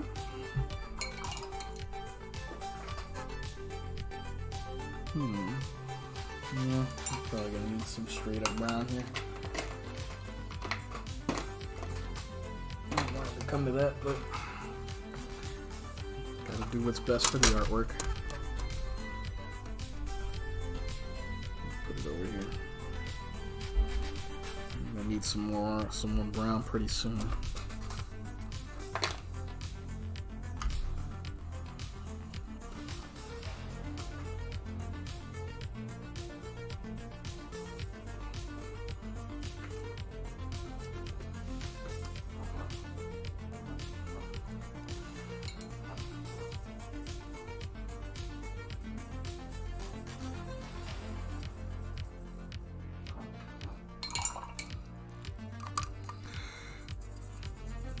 Brown some character here.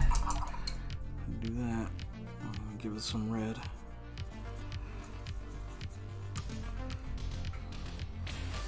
And I'm gonna give it some substitute black, aka Prussian blue.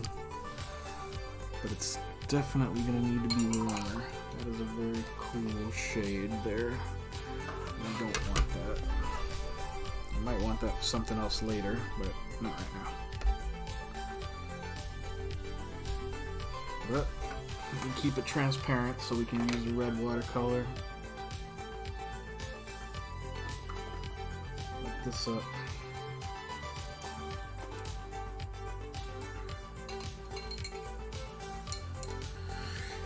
Whew.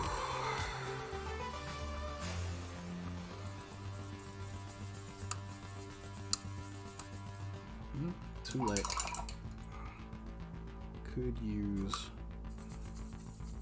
some red and maybe even some orange. Let's see.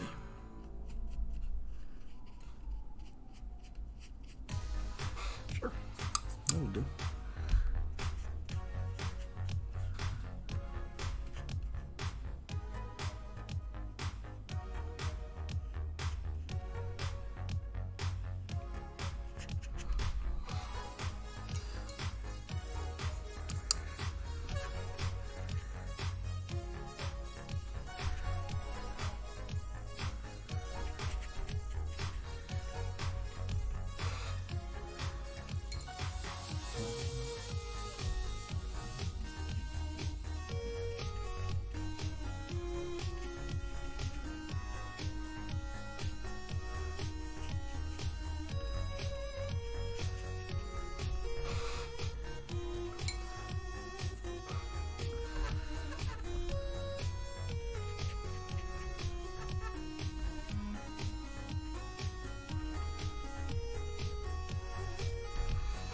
Okay.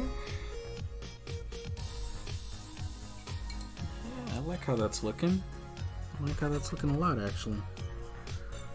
I have to keep remembering not to try to go over this part, because that is not dog. That is sleeve. And I painted it brown, forgetting that that was sleeve. Oh well.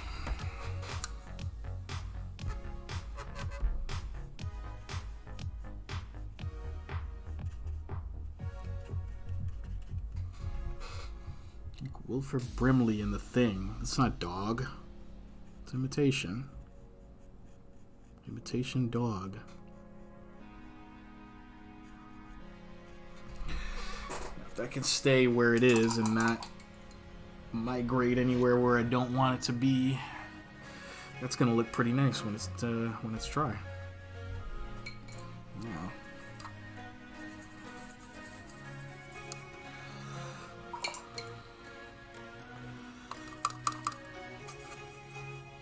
that didn't work.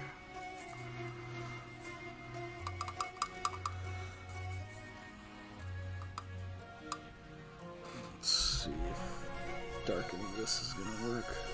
Yeah, kinda.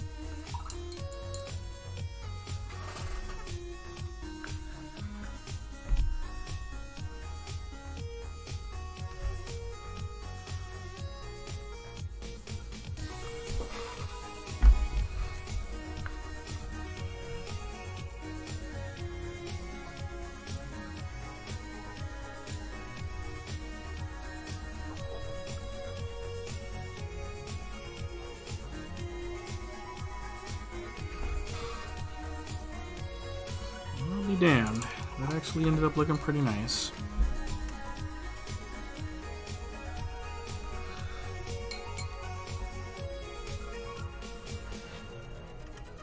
And as always, I'd love to say that I planned it that way, but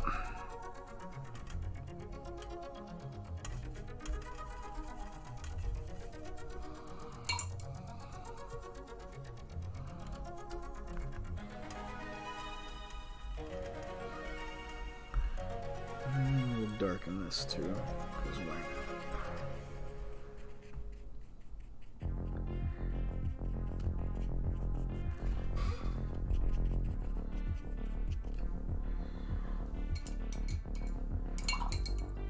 What I could do is simply wet this, and this will work to a certain extent. I could simply wet this and lift it out. It won't take everything out, but I think it'll take a lot of it. Yep, took a lot of it. Best way to get rid of watercolor.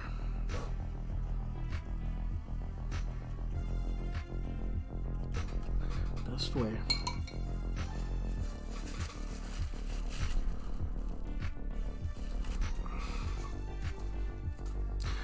And I can work with that once it's dry. Drier, anyway. Before I forget, get the yellow over here and yellow over here.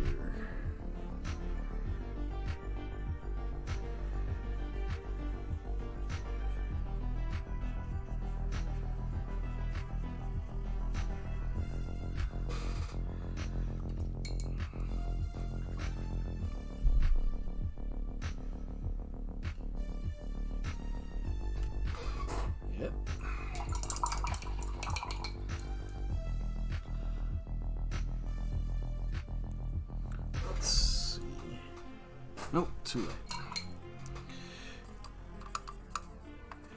That needs to be lighter than that.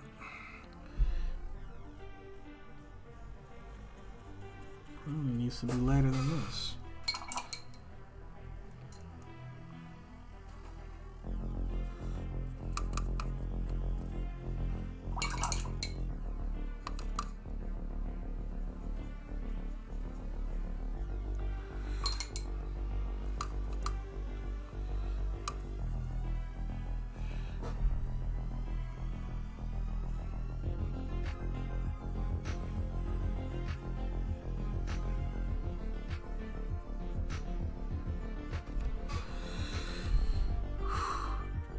Okay.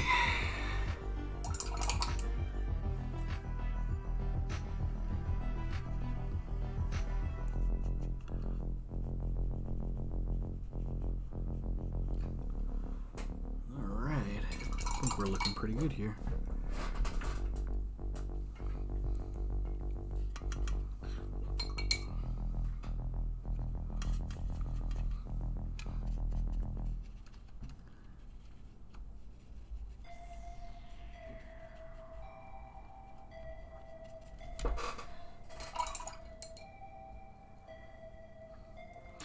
We're gonna dry this. I'm gonna go back over some of that ink that I had to paint over, and then I think we're gonna be done.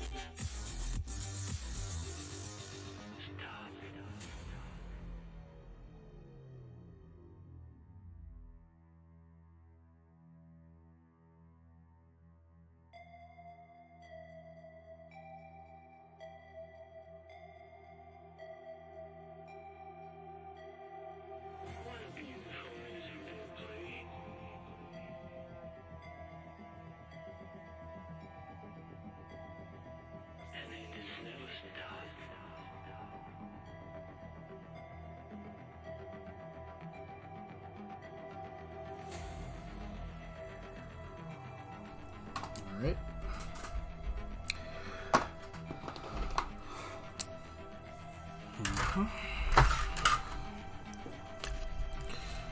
I've got a smaller ruler that I would normally use for this, but I don't want to go looking for it, even though I'm pretty sure I know where I put it.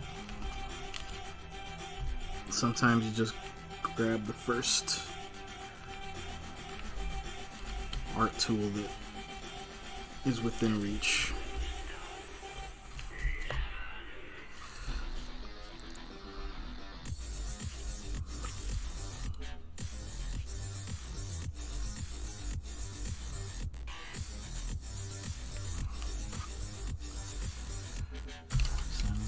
Oh, thanks, Fury, man. Appreciate it.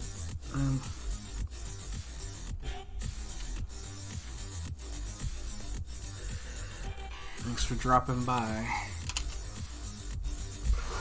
Yeah.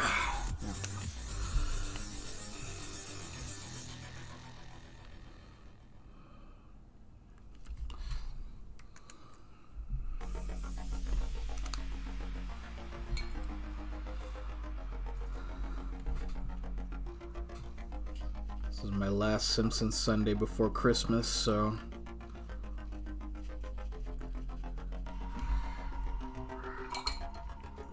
I really wanted to do something with Santa's Little Helper in it tonight. I don't know if you were here a little while ago, but we also covered Funzo, and I'll show everybody shortly, right before I sign off tonight. We covered Funzo and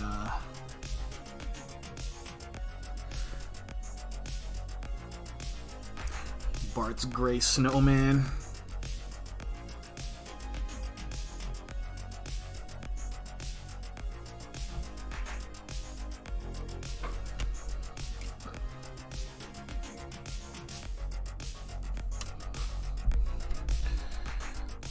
Just stop there, right? Yeah, he made this shit with the snow from under the car. Yep.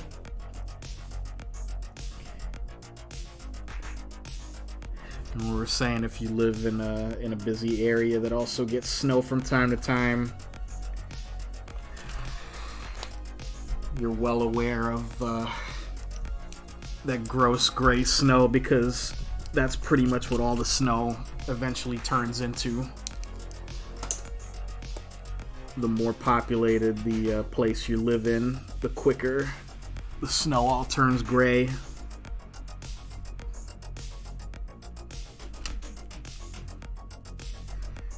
And it's just kind of up under everything.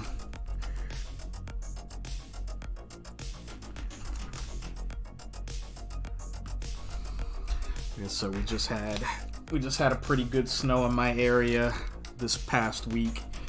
And it was all beautiful and white and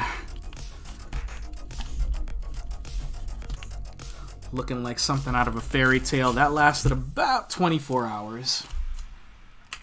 And then it was all gray from all that gray slushy stuff from that point on.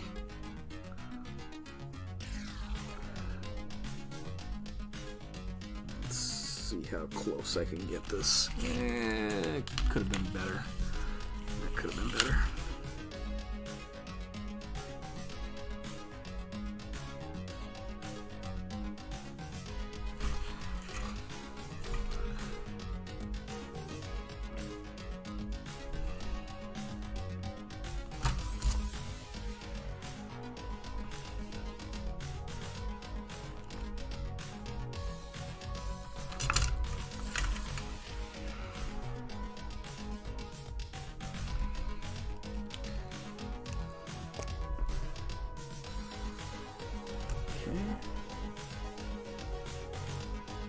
I had to paint over some of the ink lines, so I'm inking back over the paint. This is the back and forth that happens sometimes. And you've got to correct and change certain things. It's just the way it is. And if you want what you're doing to look good, you get used to it.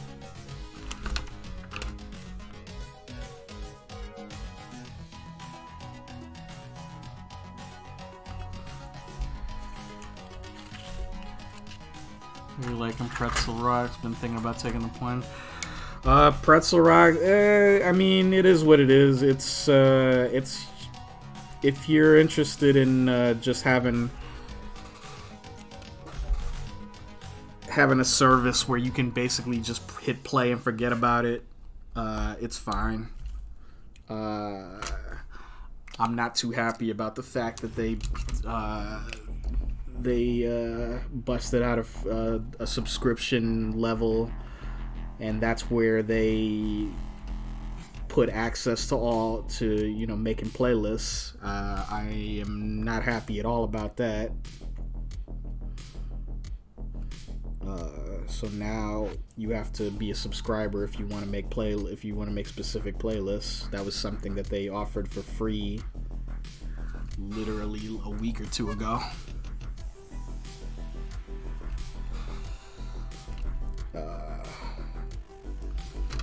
I called them out about that on Twitter a couple of days ago, and they had a very stock corporate response for that, and they mentioned they had to, they've got to pay the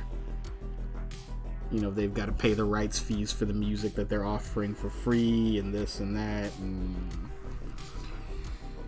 yeah, it's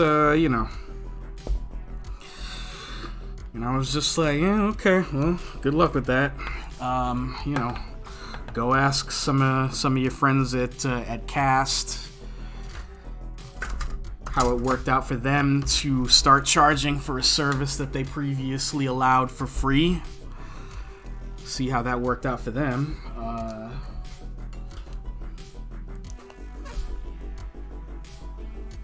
Spoiler alert, not too well, to the point where they had to start walking it back.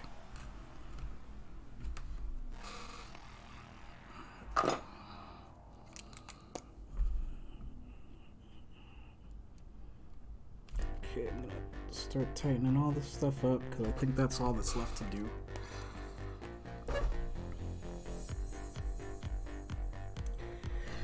So yeah, I actually really like Pretzel a lot more when I was able to, when I was able to make playlists. Right now, basically all I'm doing is playing whatever they give you from, playing whatever comes from the particular channel that you choose. If you're okay with that, then it's fine. It's perfectly fine.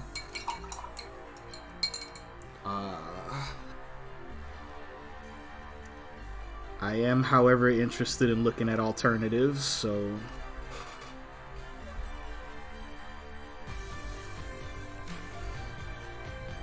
it's not exactly the best game in town, or at least I don't think it is. I don't expect it to be. It's also left the door open for to possibly see some competition from who knows, but there's probably somebody out there who's willing to offer copyright-free music that won't make you pay to make playlists.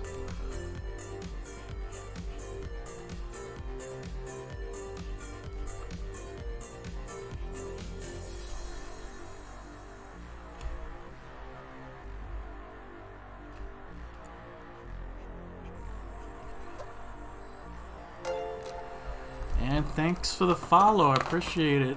I hope you stick around. We're wrapping up Simpsons Sunday for tonight, but I'll be back on Tuesday night. We'll be starting a red week here. Green week was 2 weeks ago.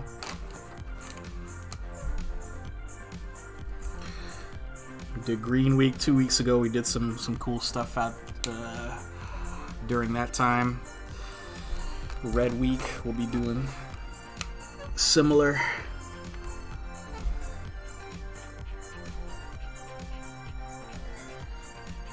We'll be doing, Green week was green colored and green themed characters. Red week will be the same thing with red colored and red themed characters.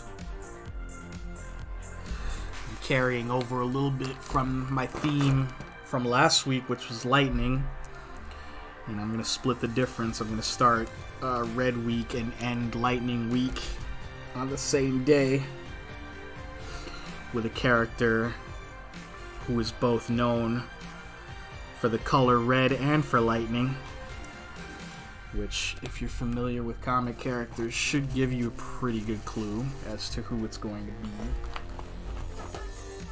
I will neither confirm nor deny until Tuesday.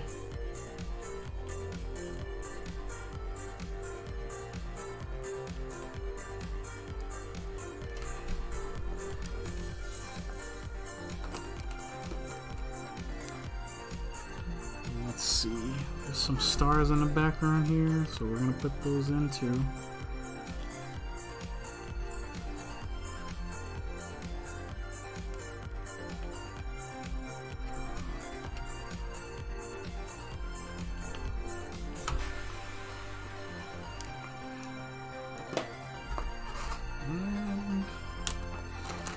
Maybe a little bit of this down here.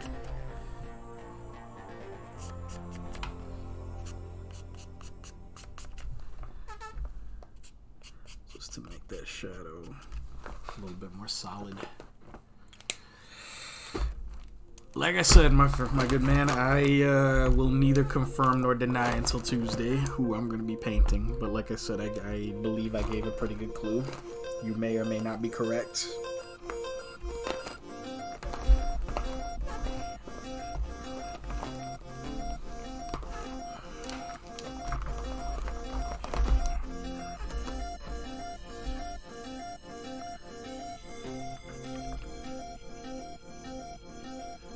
Let's see. Is that blending really gonna... into anything? Maybe a little. Just trying to catch me slipping. My lips are sealed for now.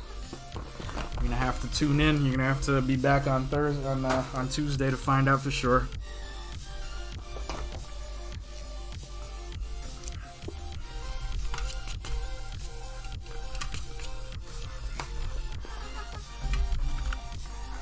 I did not want to smear that, but that's okay. Last few little cleanup things. I'll give you this, this, and this.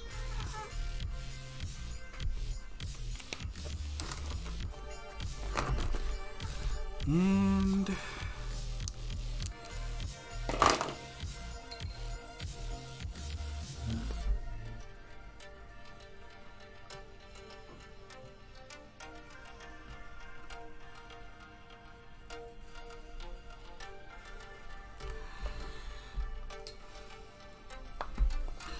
this point, we're just tidying up some areas that may need it.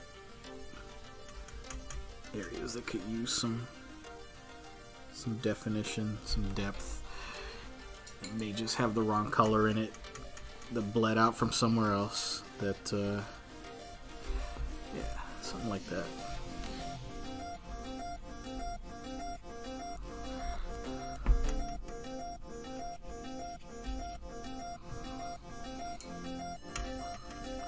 Also, because even though it's mostly snow, I don't want to skimp on this background too much. I wouldn't. There's a lot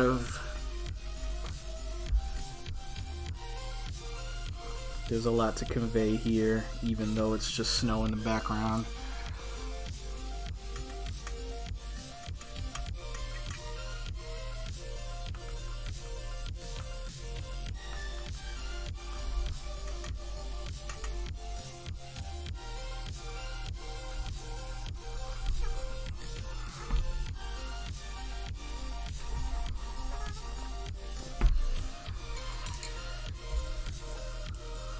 It's also a nice bit of growth. In previous Simpsons Sunday streams, I completely painted the background first and then painted over it. Or in streams before that, I painted completely around the characters, and neither one of those I was 100% happy with. This is a nice in between where I paint over some parts and I paint under some parts, and that way nothing looks like I'm trying to color in within the lines like it's a coloring book. I might have to do something with that when that dries.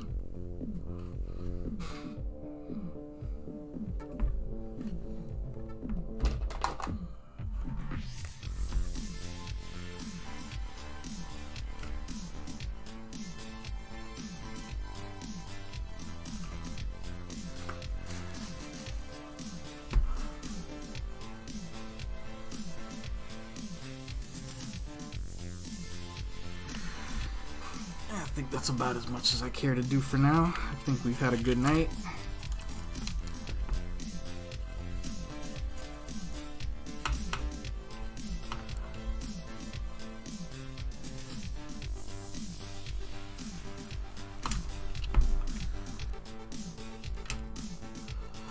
So I want to thank everybody who's dropped by tonight for this Christmas themed edition of Simpsons Sunday. I'll show you what else we got here. What else we worked on today. We got Funzo with the heads of Malibu Stacy and Bart's talking Krusty doll. This is from my quick sketchbook. And then we've got Gray Snow Bart. You know, Bart's Gray Snowman. These are the two quick sketches. I usually do two quick sketches and then one feature painting. Sometimes that will drop down to one quick sketch, and on some rare occasions no quick sketch, and I jump right into the feature painting. But today I wanted to get, since it was Christmas time, I wanted to get 2 quick ones in, and then our featured artwork of Santa's Little Helper and Homer after an ill-fated night at the track. So I hope you enjoyed that. Thank everybody who dropped by. I will be back again. We'll be kicking off Red Week on Tuesday, most likely Tuesday at 8. If I decide to go earlier, just you can also, if you want to know when I'm going live, you can follow me on Twitter, Instagram, and Twitch. I am at Big Benjamin J on all of those things. I'm very easy to find, and you can find updates about when I'm going live, when I've been live, when I will be going live in the future, and artwork past and present. So I hope you do that.